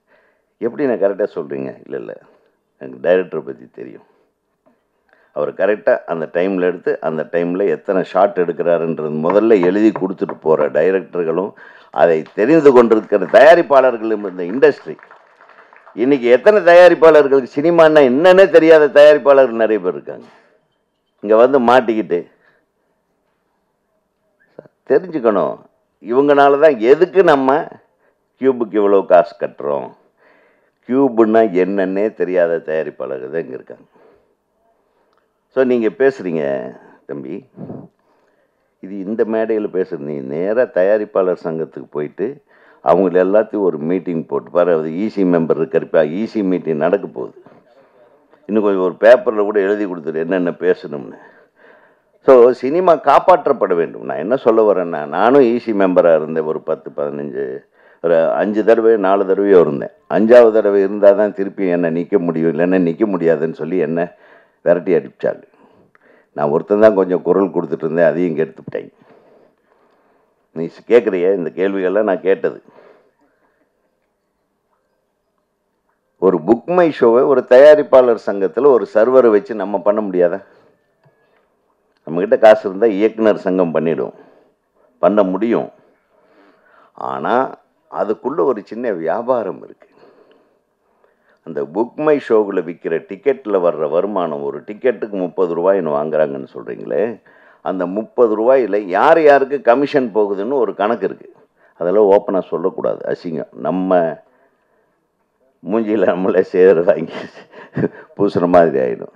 ஸோ இதெல்லாம் நிறைய விஷயங்கள், தீர்க்கப்படாத விஷயங்களை தீர்த்து வைப்பதை விட்டு தேவையில்லாத விஷயங்களை கிளறிக்கொண்டு நமது தயாரிப்பாளர் சங்கம் வந்து இந்த மாதிரி கொஞ்சம் சரியில்லாமல் நீங்கள் செயல்பாடு சரியாக இருந்திருந்தால் நாங்கள்லாம் ஜாலியாக இருப்போம். டைரக்டருக்கு வேலையை நான் ஒரு படம் பண்ணேன், கிழக்கு வாசல்னு ஒரு படம்.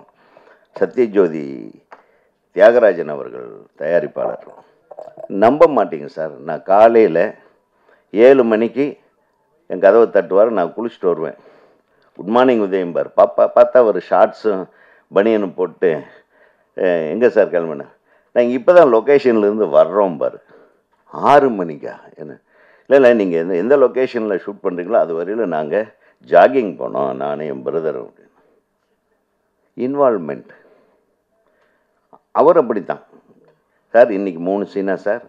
சொல்ல முடியாது சார், 4 சீனை எடுத்தாலும் எடுப்பேன் சார். 3 சீனே நல்லா எடுங்க சார் அப்படின்ட்டு போயிடுவார். நான் இந்த 3 சீன் எடுப்பேன், 3.5 சீன் எடுப்பேன், 4 சீன். எனக்கு அவருக்கு என்ன காட்சிகள் எடுக்கிறோம் அப்படின்றத முதல்லையே படப்பிடிப்புக்கு போகிறதுக்கு முன்னாடியே முழு கதையும் அவர்கிட்ட சொல்லிடுவேன். முழு காட்சியும் சொல்லுவேன். இந்த காட்சி இப்படி தான், இது கொஞ்சம் இதை டெவலப் ஆனாலும் ஆகும், இது கொஞ்சம் கம்மியானாலும் ஆகும், ஜாஸ்தியானாலும் ஆகும். எந்த விதமான இடர்பாடும் இல்லை. எவ்வளவு நாள் படப்பிடிப்புன்னு போடுறோமோ அவ்வளவு நாளுக்குள்ளே படப்பிடிப்பை முடிச்சுட்டு கையில் கொடுத்துட்டு வந்துக்கிட்டே இருப்பேன். அந்த மாதிரி தயாரிப்பு இணக்கமான தயாரிப்பாளர்களும் புரிந்து கொண்டு ஒரு படத்திற்கு எவ்வளவு நாட்கள் கால்ஷீட் தேவை, எந்த நடிகரை வைத்து எடுத்தால் எவ்வளவு நாட்களுக்குள்ளே எடுக்க முடியும், எவ்வளவு இரவு காட்சிகள், எவ்வளவு பகல் காட்சிகள், கரெக்டாக கணக்கு போட்டு பண்ணுற டைரக்டர்களும் இருக்கிற வரையும் சினிமா நல்லா இருந்ததுன்னு சொல்ல வரேன். இப்போது நாளைக்கு பிரேக்குன்னா அந்த டைரக்டருக்கும் தெரியாது நாளைக்கு பிரேக் ஆமாவே. ஏன்னா அதை வேற யாரோ டிசைட் பண்ணுறான். நாளைக்கு படப்பிடிப்பு இல்லை என்பது சில சமயத்தில் தயாரிப்பாளருக்கும் தெரிவதில்லை, இயக்குனருக்கும் தெரிவதில்லை. வேறு யாரோ முடிவு பண்ணுறாங்க. சினிமா யார் கையில் இருக்கணுமோ, அதாவது கேப்டன் ஆஃப் த ஷிப்புன்னு டைரக்டர் சொல்லுவாங்க.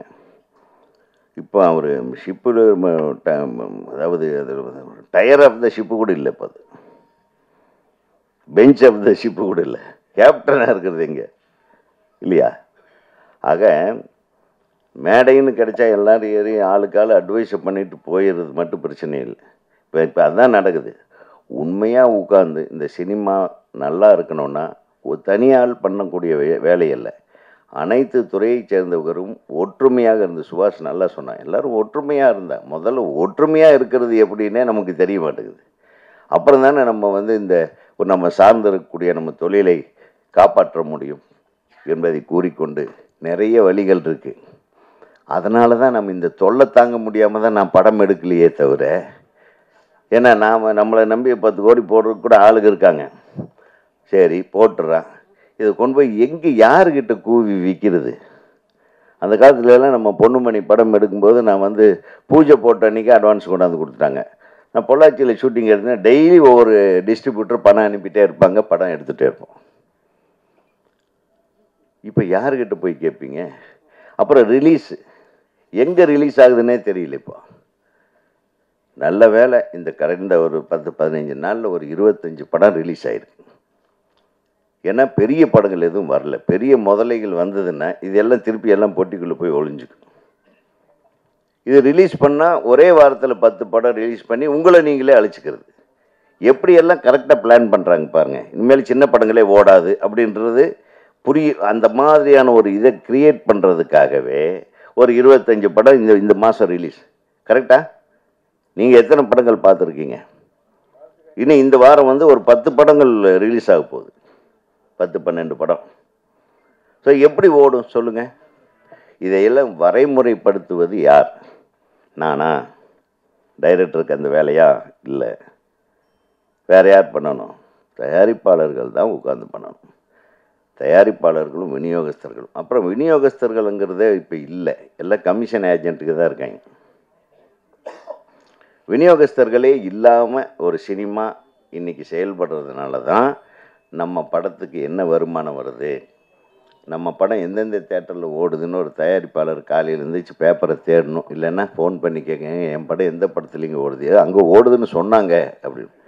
இப்படி ஒரு நிலைமை இருக்கிறது என்பதை இதை மாற்றுவது யாருன்னா தயாரிப்பாளர்கள் தான். தயாரிப்பாளர்கள் ஸ்ட்ராங்காக இருந்தால் நிச்சயமாக இந்த சினிமா உலகத்தை மீண்டும் மீட்டெடுக்க முடியும் என்பதை கூறிக்கொண்டு இந்த திரைப்படத்தில் பாட்டு நல்லா இருந்தது, சும்மா சொல்லக்கூடாது. மியூசிக் டைரக்டர் நல்லா பண்ணியிருந்தார். எங்கே அவர் பிரமாதமாக பண்ணியிருந்தீங்க. இப்போ வர்ற சின்ன படங்கள்லாம் மியூசிக் டைரக்டர் பிச்சு உதறாங்க, நல்லா சாங்ஸ் போடுறாங்க. பாடல் கூட நல்லா இருந்தது. அந்த அப்பா பாட்டு குறிப்பாக எனக்கு ரொம்ப பிடிச்சது. ஹீரோ ரொம்ப யதார்த்தமாக பண்ணியிருந்தார். ஹீரோயினும் அதே மாதிரி தான் ரொம்ப சிறப்பாக நடிச்சிருந்தீங்க. அப்புறம் சண்டை காட்சி என்னது இடி மின்னலா, வேறு பேர் எதுவும் கிடைக்காம இடி மின்னலும் வச்சிட்டிங்க. நல்லா இருக்கு, சண்டை காட்சி நல்லா இருந்தது. மற்றும் ஒளிப்பதிவு பிரமாதம் நல்லா இருந்தது. யார் மணிகண்டன் மணி நல்லா பண்ணியிருந்தீங்க. ஆல்ட்ரினோட இசையில் உங்கள் ஷார்ட்ஸ் எல்லாம் நல்லா இருந்தது. அப்புறம் கதை திரைக்கதை எல்லாமே நம்ம மோகன் செருப்பு போடலை அப்படின்றத பற்றி அவன் ஏன் இன்னைக்கு செருப்பு போட மாட்டான்? என்னைக்கு போடுறதா இருக்க? எப்போ ரிலீஸ் அப்போ கூட போடக்கூடாது. என்னைக்கு நீ இயக்குனர் சங்கத்தில் கார்டு வாங்குறியோ சார், நீங்கள் தமிழ்நாடை விட்டு நீ வெளிநாட்டுக்கு படம் எடுக்க போகணும், ஷூட்டிங்க்கு போகணுன்னா இயக்குனர் சங்கத்தோட கடிதம் இருந்தால் தான் விசா கொடுப்பான். அது நிறைய பேர்த்துக்கு தெரியறதில்ல. நீ ஒரு இயக்குனர்னு போய் வெளியே எங்கேயாச்சும் சொல்லணுன்னா நீங்கள் ஆந்திராவுக்கு போய் அங்கே ஏதாச்சும் பிரச்சனை வந்ததுன்னா அங்கே சரி உங்கள் டைரக்டர் யூனியன் கார்டை காட்டுங்கம்மா. புரியுதா உங்களுக்கு? நான் சும்மா காமெடிக்காக சொல்லலை. இயக்குனர் அப்படிங்கிற அங்கீகாரத்தை தமிழ்நாடு திரைப்பட இயக்குனர் சங்கத்திலிடமிருந்து பெற்ற பின்னால் தான் நீ இந்த காலனியை அணிய வேண்டும் என்று. அதுக்கு முன்னாடி மகனே வாய்ப்பே இல்லை ராஜா என்று. என்ன நீதான் செல்வா வந்து தன்னுடைய நண்பர்களுக்காக இந்த விழாவில் கலந்துருக்காரு. அவர் எஸ்ஏசி சார், எழில் சாரோட மிகப்பெரிய கேமராமேன் அவர். அவருடைய உதவியாளர். அது என்னுடைய படங்களில் கார்த்திக் ராஜா சின்ன கவுண்டர் படத்தில் உதவியாளராக வேலை செஞ்சுருக்காரு. சின்ன ராமசாமி நான் நடித்த படம், அது ஏன் ரிலீஸ் ஆகலாம் கேட்காதீங்க, அது ரிலீஸுக்கு பிளான் பண்ணிகிட்ருக்கோம். ஏன் சுபாஷ்? ஆக அனைவரும் சேர்ந்து ஒரு அழகான வள்ளிமலை வேலன் படத்தை கொண்டு வந்திருக்காங்க. அழகாக இருக்குது டைட்டிலு. விசேகர் சொன்ன மாதிரி இப்போது முருகன் சீசன் தான்.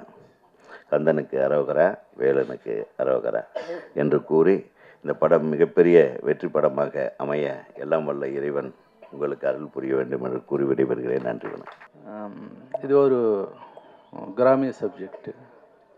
இது ஒரு 2 சாங்ஸ் நான் கம்போஸ் பண்ணியிருக்கு. ஒன்று மாண்டேஜி, ஒன்று அப்பா சென்டிமெண்ட்டு. ஸோ இந்த சாங் வந்து கதை, அந்த கதைக்கு இன்வால்மெண்ட்டோடு இருக்கும். இந்த சாங் பண்ணும்போது ரொம்ப கஷ்டப்பட்டேன். இப்போ இருக்கிற சிந்து, இந்த வெஸ்டர்ன் மியூசிக்கு இதெல்லாம் இருக்கும்போது இந்த கிராமிய இந்த ஃபோக் டைப்பில் பண்ணும்போது அந்த அரேஞ்ச்மெண்ட்ஸு இன்ஸ்ட்ருமெண்ட்ஸ் எல்லாமே கொஞ்சம் அரேஞ்ச்மெண்ட்ஸ் ரொம்ப கஷ்டப்பட்டேன். அதுக்கு நான் இளையராஜா சாரோட ஒரு சில சாங்ஸ் எல்லாம் கேட்டுட்டு பண்ண சாங்ஸ் தான் இது. ஸோ இது ப்ரொடியூசர் சார் நாரத்னம் சாருக்கு ரொம்ப நன்றி சொல்லணும். மோகன் சார், டைரக்டர் சார் மோகன் சாருக்கு. அப்புறமா சுரேந்தர் சார் ஒரு சாங் பாடியிருக்காரு, அப்பா சென்டிமெண்ட்டு. சார் ரொம்ப நன்றி சார் உங்கள் கூட ஒர்க் பண்ணுறதுக்கு. Sir thank you to all. Sir பெரியவங்களுக்கு எல்லாருக்கும் வணக்கம் சார். நாங்கள் 2 பேருமா ஃபஸ்ட்டு மேடையில் உட்காந்துருக்கிறது என்னோடய லைஃப் டைமில் இது ஃபஸ்ட் டைம் நினைக்கிறேன். அண்ணன் சுரேந்தர் கொஞ்சம் எமோஷனல். ஓகே, வள்ளிமலை வேலன் இந்த டைட்டில் வந்து மிஸ்டர் நாகரத்னம் கொண்டு வரும்போது அந்த நேரம் தான் வந்து முருகனை பற்றி எல்லா வேலைகளும் நடக்க ஆரம்பிச்சது. அந்த நேரத்தில் ஒரு டைட்டில் கொண்டு வரும்போது நான் சொன்னேன், ஒரு வித்தியாசமான டைட்டில் கொடுக்குறீங்க, ரொம்ப பேசப்படுற ஒரு டைட்டிலாக மாறும் இது. இருந்தாலும் இதில் நீங்கள் படம் பண்ணுறது வந்து அதுக்கேற்ற மாதிரி ஒரு கதை பண்ணிங்கன்னா உண்மையாக நல்லாயிருக்கும் அப்படின்ற மாதிரி அவர்கிட்ட பேசினேன்.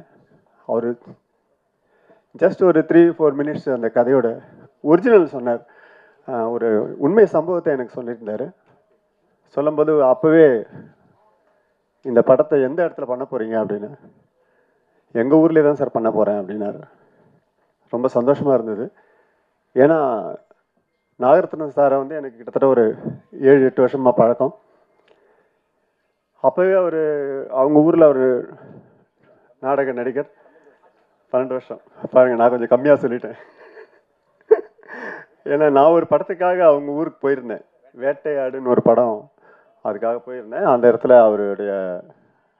அவரை சுற்றி அந்த ஊர் மக்கள் அவரை ரொம்ப குழந்தை மாதிரி வச்சுருக்காங்க. எங்கே போனாலும் அவரை நாகரத்னம் பேர் சொன்னாவே என்ன வேணும்னு கேட்குற அளவுக்கு ஓடி வந்தாங்க. அப்போ அது ரொம்ப சந்தோஷமாக இருந்தது. ஏன்னா ஒரு ஊரில் ஒருத்தர் செல்வாக்கோடு வாழுறாரு அப்படின்னா அவருடைய செல்வாக்கை வந்து நம்ம எந்த அளவுக்கு பயன்படுத்தணுமோ அதை பயன்படுத்திட்டு வெளியே வந்துடணும். அவர் பேரை கெடுக்கிற மாதிரி நம்ம எதுவும் பண்ணிடக்கூடாதுன்ற பயம் எங்களுக்கு இருந்தது. அந்த சமயத்தில் அவருக்காக நாங்கள் அந்த ஊரில் போய் ஒர்க் பண்ணிட்டு வந்தோம். அதுக்கப்புறம் இப்போது நாங்கள் வந்து all India film chamber of காமர்ஸ்ன்னு சொல்லிட்டு ஒரு கம்பெனி ஸ்டார்ட் பண்ணியிருக்கோம். அது 9 ஸ்டேட்டில் இங்கேருந்தே நம்ம சென்சார் பண்ணுற அளவுக்கு முயற்சிகள் நடக்குது.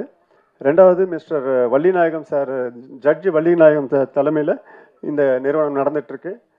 அதில் பதிவு செய்த முதல் தயாரிப்பாளர்களில் மிஸ்டர் நாகரத்னம் சாரும் ஒருத்தர்.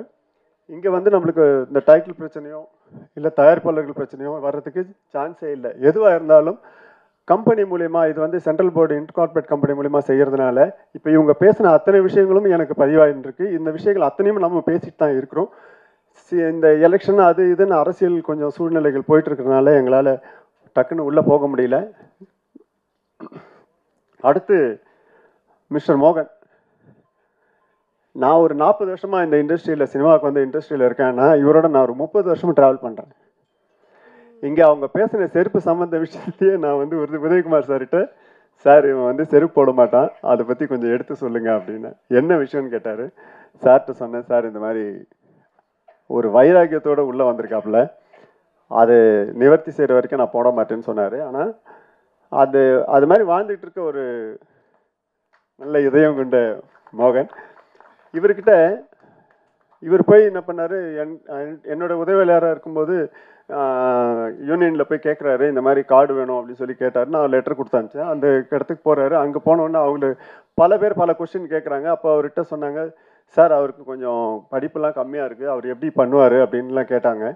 நான் சொன்னேன், நீங்கள் அதெல்லாம் கேட்காதீங்க, கேமராவை பற்றியோ லைட்டை பற்றியோ கேளுங்க. எந்த விஷயமா இருந்தாலும் துல்லியமாக சொல்லக்கூடிய ஒரு ஆள் இன்னைக்கு என்சைக்ளோபீடியா வந்து மோகன். எல்லாத்தையுமே நுணுக்கமாக தெரிஞ்சு வச்சுக்கிற ஒரு கலை ஆர்வம் உள்ள ஒரு மனிதன். என்னுடைய உதவியாளராக இருந்து இப்போது இயக்குனராக வந்திருக்காருன்னு நினைக்கும் போது எனக்கு ரொம்ப ரொம்ப சந்தோஷமாக இருக்குது. மேலே மேலே வளர என்னுடைய வாழ்த்துக்கள். மற்றபடி இங்கே இருக்கிற எல்லாருமே வந்து எனக்கு ஜூனியர்ஸ் தான் சொல்லணும். நான் வந்து ஒர்க் பண்ண ஆரம்பித்த காலத்துலேருந்து மற்ற ஃபைட் மாஸ்டராக இருக்கட்டும், நம்ம பாலகுமார் மாஸ்டராக இருக்கட்டும், மற்ற மணிகண்டன் அவரும் என்னுடைய உதவியாளர் அவரும் இருக்கட்டும். பட் எல்லாருமே ஒருத்தர் பேரை சொல்கிறோம் அப்படின்னா அவர் பேரை காப்பாற்றுற மாதிரி அடுத்தடுத்து வேலைகள் நடந்துச்சு அப்படின்னா கண்டிப்பாக அவனுக்கும் பெருமை, வேலை செய்கிறவங்களுக்கும் பெருமை. அந்த சந்தோஷத்தில் இன்னொன்று, இவங்களோட நானும் இன்னைக்கு ஓடிக்கிட்டு இருக்கேன்றது இன்னொரு சந்தோஷமான விஷயமா இருக்கும். Thank you everybody. வள்ளிமலை வேலன் இந்த படத்தில் மேடம் ஏதோ சொல்லிட்டு போனாங்க, நிறையா பேரை சிரிக்க வச்சிருப்பேன்னு சொல்லியிருப்பாங்க. பட் இதில் அது நடந்திருக்கிறதுக்கு வாய்ப்பு இல்லை. ஆமாம், இப்படி இயக்குனர் மோகன் சார் வந்து நான் ஒரு ஸ்டண்ட் நடிகராக ஆரம்பித்து ஒரு 2வது படமோ 3வது படத்தில் இருந்தோ அவருடைய நண்பராக இருக்கார். நான் ஒரு ஸ்டண்ட் நடிகராக இருந்து அவரை பார்த்துக்கிட்டு இருக்கேன். ப்ளஸ் ஹீரோ, ப்ரொடியூசர், ஹீரோ அவரையும் ஒரு 10 வருஷமாக எனக்கு தெரியும். பட் இந்த படத்தினுடைய டைட்டிலில் அந்த வள்ளி அப்படிங்கிற பேரோட நான் அவங்க ஜாயின் பண்ணியிருக்கேன், அவர் தான் சொல்லலாம். இந்த படத்தில் நான் என்ன கேரக்டரில் நடிச்சிருக்கேன்னு இயக்குனர் தான் சொல்லணும். ஏன்னா அவர் 250-300 படம் நடிச்சிருந்தாலும் கூட சில படத்தில் ஆசைகள் நிறைவேறும், சில படத்தில் தேவைகள் நிறைவேறும். ஒரு கண்டெம்ட்டுக்காக சொல்ல, வடிவில் அண்ணன் கூட நடிக்கும் போதெல்லாம் வந்து கூப்பிட்டு சொல்லுவார், டேய் இந்த படத்தில் ஒரே ஒரு சீன் இருக்குது அது பண்ணுறியா, இல்லை ஒரு 10 நாள் ஒர்க் இருக்குது அது பண்ணுறியான்னு கேட்பார். ஒரு சீன் நடிச்சினா நீயா நானும் ஈக்குவலாக இருக்கும், ஆனால் சம்பளம் ஒரு நாள் சம்பளம் தான் வரும். 10 நாள் நடிச்சினா நல்ல சம்பளம் கிடைக்கும், ஆனால் அண்ணே வாங்கண்ணே போங்கண்ணே கூட வரும் போகும், அது கண்டெம்ட் பெருசாக இருக்காது, நீ எதை எடுத்துக்கிறியோ அதை நீயே எடுத்துக்கோ அப்படிம்பாரு. அதனால் என்னுடைய ஆசைகள் மட்டும்தான் எடுத்துக்குவேன், தேவைகளை எடுத்துக்கல. அதனால தான் நான் நிறையா சம்பாதிக்க முடியல. அதனால தான் இன்றைக்கி நான் 25 வருஷம் தாண்டி ஓடிக்கிட்டு இருக்கேன். நான் தேவைகளை எடுத்திருந்தேன் அப்படின்னா நான் ஏதோ வீடு வாசல் வாங்கி செட்டில் ஆகியிருப்பேன். பட் இன்றைக்கி என்னுடைய ஆசைகள் மட்டும் எடுத்ததுனால இன்றைக்கும் இளம் கலைஞர்களோடு நான் ஓடிக்கிட்டு இருக்கான ஒரு நல்ல ஒரு வாய்ப்பாக கிடச்சிருக்கு. அதனால் இந்த படத்தினுடைய யூனிட்டை பற்றி சொல்லணும்னா ரொம்ப அருமையான யூனிட்டு, திட்டமிட்டு செயல்படக்கூடிய ஒரு நல்ல யூனிட். ஏன்னா இன்றைக்கி இத்தனை சீன் எடுக்க போகிறோம் அப்படின்னா அதை கரெக்டாக பிளான் பண்ணி, அது அனுபவம், அவருடைய அனுபவம், அது மோகன் சாராக இருக்கட்டும், அவருடைய இந்த படத்துடைய கேமராமேன் மணிகண்டன் சாராக இருக்கட்டும். மணிகண்டன் சாரை பற்றி சொல்லணும்னா, கேமராமேன் பற்றி சொல்லணும்னா அவர் சின்ன ஒரு வருஷம் தான். இன்றைக்கும் நான் ரொம்ப கூச்ச சுபாவம் உள்ளவன். நான் ஒரு ஃபைட்டர்னு வெளியில் சொன்னால் கூட ரொம்ப கூச்ச சுபாவம் உள்ளவன் தான். ஒரு 5-6 பேர் வரிசையாக நிற்கணும் அப்படின்னா கூட நான் 6 பேர்த்துக்கு பின்னாடி தான் நிற்பேன். எல்லாம் வந்து நில்லுங்கண்ணே, ஆர்டிஸ்ட்லாம் வந்து நில்லுங்கண்ணே, 6 பேர்த்துக்கு பின்னாடி தான் நிற்பேன். ஒரு மானிட்டர் போனதுக்கப்புறம் அண்ணே முத்துக்கால் நான் காணும் அப்படிம்பார். சார் நான் பின்னாடி தான் நிற்கேன், அண்ணே முன்னாடி நில்லுங்கண்ணே அப்படிப்பார். ஏன்னா அந்தளவுக்கு நான் ரொம்ப கூச்ச சுபாவம் உள்ளவன். ஆனால் ஒவ்வொரு சீன்லையும் நீங்கள் முன்னாடி வந்து நில்லுங்கண்ணே அப்படின்னு சொல்லி என்னை முன்னாடி கொண்டு வந்து நிப்போட்டினேன். கேமராமேன் சாருக்கு நன்றி. இந்த படத்தில் நானும் நல்லா நடிச்சிருக்கேன் அப்படின்னா அது இயக்குனரையே சாரும், கொடுத்த கேரக்டரை சொதப்பியிருக்கேன்னா அது என்னையே சாரும். அதனால் நான் ஏற்கனவே சொன்ன மாதிரி ஆசைகள் இந்த படத்தில் தயாரிப்பாளர் நாகராஜ் சாருக்கு ஆசைகள் நிறைவேறிச்சு. அவர் ஹீரோவோ ஆகணும் அப்படின்னு ஆசைப்பட்டார், அந்த ஆசைகள் நிறைவேறிச்சு. தேவைகள் நிறைவேறணும், போட்ட பணம் திரும்ப வரணும். அதுக்கு நீங்கள் தான், மீடியாக்கள் தான் வந்து நல்ல முறையில் விமர்சனம் கொடுத்து, சின்ன பட்ஜெட் படங்கள்லாம் நீங்கள் தான் நிறையா தூக்கி விட்டுருக்கிறீங்க.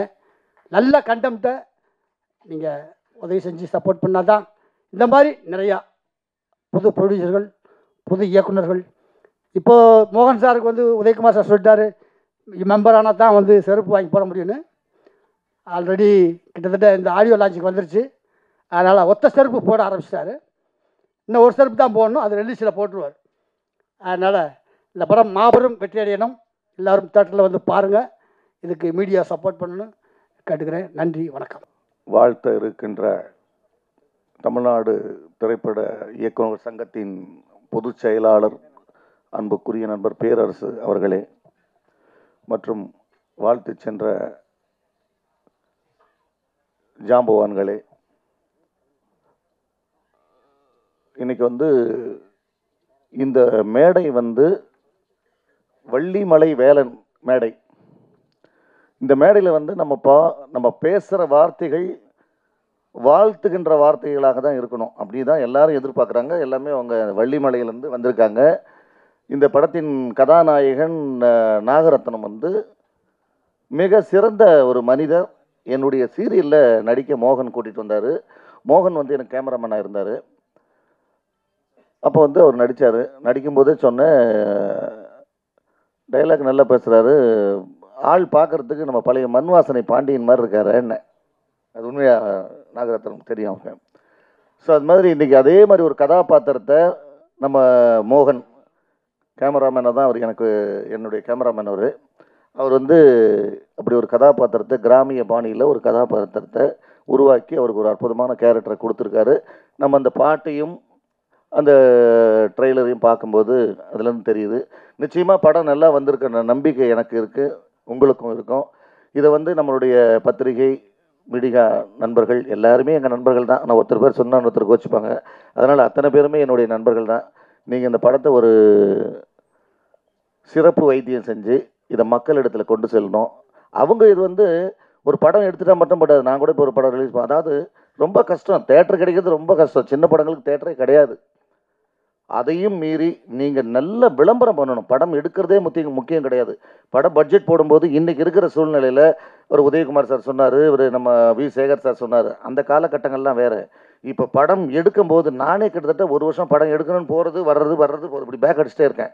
என்னென்னா ஆர்டிஸ்ட் இருந்தால் எடுக்கணும், இல்லை வேணாம், அப்படி ஒரு பயம்லாம் இருக்குது. கதையை வந்து கதை மேலே நம்பி பந்தயம் கட்டலாம், கதை படம் அந்த மாதிரி படமும் ஒரு 100 படத்தில் ஒரு 5 படம் ஜெயிக்குது, அதுவும் இல்லைன்னு சொல்லலை. ஆனால் இன்றைக்கி வந்து கிட்டத்தட்ட 35 வருஷம் 37 வருஷமாக அந்த ஃபீல்டு இருக்கும். நமக்கு இன்னமும் அந்த பயம் வந்துக்கிட்டே இருக்குது. என்ன காரணம்னா, இன்றைக்கி இருக்கிற காலகட்டத்தில் வந்து ஒரு படம் எடுக்கணும்னா முதல்ல வந்து விளம்பரத்தை ஃபஸ்ட்டு, விளம்பரம் தான் மெயின். விளம்பரம் இருந்தால் மட்டும்தான் அந்த டிஸ்ட்ரிபியூட்டர் திரும்பி பார்க்குறாங்க, தேட்டருக்காரங்க திரும்பி பார்க்குறாங்க, ஒரு மீடியேட்டர்ஸ் அந்த கொண்டு போகிற மீடியேட்டர்ஸ் திரும்பி பார்க்குறாங்க. முதல்ல விளம்பரத்துக்கு ஒரு பெரிய நீங்கள் வந்து விளம்பரத்தை உருவாக்கணும். அப்புறம் தான் நீங்கள் அந்த படத்தை பற்றியே நீங்கள் அந்த ப்ரொமோஷன்ஸில் முதல்ல கவனம் செலுத்தணும். அதை வந்து இன்றைக்கி வந்து நான் வந்து என்னுடைய நண்பர் மோகனுக்கு நான் வந்து இது ஒரு வேண்டுதலாக வைக்கிறேன். இன்னொரு விஷயம் என்னென்னா, எல்லாருமே பேசுனாங்க, அவர் செருப்பு கதை சொன்னாங்க, அந்த காதலிகன். அதாவது அவர் சொன்னார், நான் இன்றைக்கி வரும்போது மோகன்கிட்ட சொன்னேன், என்னை கூப்பிட்டம்போது, மோகன் நான் செப்பல் வாங்கிட்டு வரட்டுமான்னு கேட்டேன். வேண்டான்னாரு. இல்லை சார், ரிலீஸ் பண்ணதுக்கப்புறம் தான் அப்படின்னாரு. அதனால் ஒரு சால்வை மட்டும் கொண்டு வந்தேன், அவருக்கு ஒரு வாழ்த்து சொல்லி சால்வை போடுறதுக்காக. அதே மாதிரி நம்ம கதாநாயகன் நாகரத்னம் நல்ல ஒரு சிறந்த அவரும் வந்து ஒரு ஊராட்சி மன்ற தலைவராக இருந்து இன்றைக்கி வந்து சிறப்பான ஒரு மக்களுக்கு நலத்திட்டங்களையும் நல்லதையும் ஒரு சிறப்பான ஒரு அரசியல்வாதியாக இருந்து அவர் செஞ்சுக்கிட்டு இருக்காரு ஒரு பக்கத்தில். இப்போ அவர் சினிமாவுக்குள்ளே வந்துட்டுருக்காரு. ஒரு அரசியல்வாதி சினிமாவுக்குள்ளே வந்திருக்காரு. இப்போ எங்கள் அண்ணன் உதயகுமார் அண்ணன் சொல்லிட்டு போட்டார், ஒரே வார்த்தை டப்புக்கு எங்களெல்லாம் மேடையில் வச்சுட்டு, அரசியல்வாதிங்க ஏன் சினிமாக்குள்ளே வர்றாங்கன்ட்டார். சினிமாக்காரங்க அரசியல்வாதியாக போகும்போது ஏன் வந்துட்டு நீங்கள் அரசியல்வாதிங்க சினிமாக்குள்ளே வரக்கூடாது? இது அந்த மேடையாது. அரசியலில் இருக்கிறவங்க சினிமாவுக்கு வரக்கூடாத? ஒரு கோவை தம்பி அண்ணன் ஃபஸ்ட்டு படம் என்ன படம் சார்? ஃபஸ்ட்டு படம் பயணங்கள் முடிவதில்லை. ஆர் சுந்தர்ராஜ் என்ற ஒரு டைரக்டரை உருவாக்குனது யாருன்னா ஒரு அரசியல்வாதி சார். அன்னைக்கு கோவை தம்பி, அவர் பேர் கோவிந்தசாமி, அதிமுகவில் எம்ஜிஆர் அமைச்சரவையில் மந்திரி ஆக்கிறதுக்காக இருந்தவர். ஒரு எம்எல்ஏ, கோவை மாவட்டத்தில் பிறந்து வளர்ந்தவர். அவர் ஒரு எம்எல்ஏ. அவரை வந்து எம்எல்ஏவாக இருக்கும்போது டைரக்டர் ஆர் சுந்தரராஜன் சார் போய் அப்ரோச் பண்ணி, அண்ணா நீங்கள் ஒரு படம் எடுக்கணுன்னு அப்படின்னு கதையை சொல்கிறாரு. ஒரு அரசியல்வாதி சினிமாவில் வர்றாரு, ஒரு பெரிய ஆர் சுந்தரராஜ் என்ற ஒரு டைரக்டரை உருவாக்குறாரு. அந்த மாதிரி பல படங்கள் எடுத்தினார். மணிரத்னத்தை கூட மணிரத்னம் சார் ஒரு படம் பண்ணார், இதய கோயில்னு. அவர் தான் ப்ரொடியூசர். அரசியல்வாதி சினிமாவுக்கு இல்லைன்னா உடனே சினிமாக்காரன் வந்துட்டு இது என்ன கதை இது? யாரையும் கெடுக்க முடியாது சார். அரசியல் சினிமாவை கெடுக்க முடியாது, சினிமா அரசியலை கெடுக்க முடியாது. அவர் இருந்தால் இன்னும் கொஞ்சம் வேகமாக பேசியிருப்போம். அவர் போயிட்டார், ஆனால் செய்தி அவருக்கு போகும். இது யாரையும் குறி வச்செல்லாம் பேசக்கூடாது, தப்பு. அது அரசியல்வாதிகள் வந்து சினிமாவுக்குள்ளே ஏன் வர்றாங்க? என்ன கேட்டு போட்டாங்களா உங்களுக்கு? சார், நம்ம நல்ல படம் எடுத்து அந்த தேட்டரில் எட்டும்போது அதை அழகாக கொண்டு போனோம்னா மக்கள் தானாக உள்ளே வருவாங்க. இன்றைக்கி என்ன நிலைமைன்னா, நம்மளுக்கு டிக்கெட் எடுத்து கொடுக்கணும். தேட்டருக்காரன் எப்படி கொடுக்குறாங்க? படம் எடுத்த உடனே வந்துட்டு தேட்டர் வாடகை 2 டேர்ம்ஸ் போடுறாங்க. ஒன்று, தேட்டர் மேனேஜர்கள் கவர் வாங்கிட்டு படத்தை போடுறாங்க, ஒரு கண்டிஷன் போடுறாங்க. ஒரு நாளைக்கு நீங்கள் 40 டிக்கெட் எடுக்கணும். அந்த ப்ரொடியூசர் ஒரு வாரத்துக்கு டிக்கெட் நீங்கள் எடுக்கணும். அதுக்கு மேலே ஆடியன்ஸ் வந்தால் அந்த பணம் வந்து ஷேர் வரும் உங்களுக்கு. 70-40 தேட்டருக்காரங்களுக்கு 70 போகும், நம்ம படம் ப்ரொடியூசருக்கு 30% வரும். அதுக்கப்புறம் எல்லா டேக்ஸஸ் எல்லாம் போக வரும். ஆனால் அவங்க சொல்கிற ஒரே கண்டிஷன்ஸ், நீங்கள் டெய்லி டிக்கெட் எடுக்கணும். இன்னொன்று வாடகை. ஒரு வாரத்துக்கு வாடகை கொடுத்துருங்க, ஒரு ஷோ கொடுக்குறேன் அந்த வாடகை. அதுக்கப்புறம் உள்ளுக்குள்ள ஒரு கண்டிஷன். என்ன கண்டிஷன் போடுறாங்க? சார், நீங்கள் டிக்கெட் எடுத்துட்டால் மட்டும் பத்தாது, உள்ள ஆடியன்ஸையும் நீங்களே கொண்டு வரணுன்றாங்க. இது எல்லாம் தாண்டி ஒரு படம் ஜெயிக்குதுன்னா அந்த படம் ஒரு சிறந்த படமாக, சிறந்த கதையுள்ள படமாக இருந்தால் மட்டுமே அந்த படம் ஜெயிக்கும். அந்த வகையில் உங்கள் அனைவருடைய ஆசீர்வாதத்தோட இந்த படம் நிச்சயமாக நல்ல அருமையான தேட்டர்களுக்கு கிடச்சி இந்த படம் வந்து நல்ல ஒரு கருத்துள்ள படமாக மக்கள் ஏற்றுக்கிட்டு வியாபார ரீதியாக இந்த படம் வெற்றி கொடுத்து, இந்த படம் ரிலீஸ் ஆகிற அன்றைக்கி எங்கள் மோகனுக்கு வந்து நான் தான் செப்பல் வாங்கி கொடுக்க போகிறேன். அதே மாதிரி இந்த படத்தின் கதாநாயகன் தயாரிப்பாளர்களும் என்னுடைய வாழ்த்துக்கள். நம்ம வள்ளிமலையிலேருந்து அந்த ஊரில் மக்கள் எல்லாருமே வந்திருக்கீங்க. சென்னை சினிமா உங்களை அன்போடு வரவேற்கிறது. நன்றி. எம்என்ஆர் பிக்சர்ஸ் வழங்கும் வள்ளிமலை வேலன் பாடல் வெளியீட்டு விழா, ட்ரெய்லர் வெளியீட்டு விழாவுக்கு வந்திருக்கும் அனைத்து நல் உள்ளங்களுக்கும், முக்கியமாக பத்திரிகை நண்பர்கள், பாசத்திற்குரிய அனைவருக்கும் என் நன்றி, வணக்கம். எனக்கு வாய்ப்பளித்த இயக்குனர் திரு எஸ் மோகன் அவர்களுக்கு நன்றி. தயாரிப்பாளர் வெள்ளி விழா காண இருக்கும் வள்ளிமலை வேலன் அவர்களுக்கு என் வணக்கம். மற்றும் இசையமைப்பாளர் ஆல்ரின் அவர்களுக்கு எனது நன்றி. இந்த பாடலை மிகவும் அருமையாக பாடிய நண்பர் திரு பவன் அவர்களுக்கு நன்றி. திரு காயத்ரி அவர்களுக்கு நன்றி. ஐயா திரு சுரேந்திரன் அவர்களுக்கு நன்றி. ரொம்ப அற்புதமான இந்த பாடல், 2 பாடல்கள் எழுதியிருக்கிறேன். முக்கியமாக இந்த பாடல்களை வெற்றி பெற வேண்டுமென்று, படம் வெற்றி பெற வேண்டுமென்று நினைத்தால் பத்திரிகை நண்பர்கள், ஊடக நண்பர்கள் உங்கள் கையில் தான் இருக்கிறது. உங்கள் உள்ளத்திலே இதை ஏற்று ஒளியாக அனைத்து கடைகோடி மனிதனுக்கும் சென்று இதை காண்பதற்கு உங்களால் மட்டும்தான் முடியும். கண்டிப்பாக இதை செய்வீர்கள்.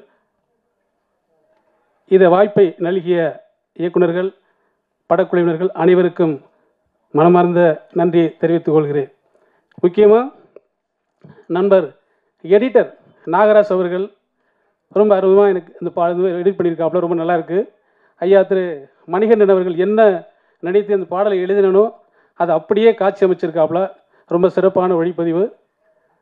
இங்கு வந்து வாழ்த்து சென்ற ஐயா திரு ஆர்வி உதயகுமார், வாழ்த்து காத்திருக்கும் ஐயா திரு பேரரசு அவர்களுக்கு மனமார்ந்த நன்றி.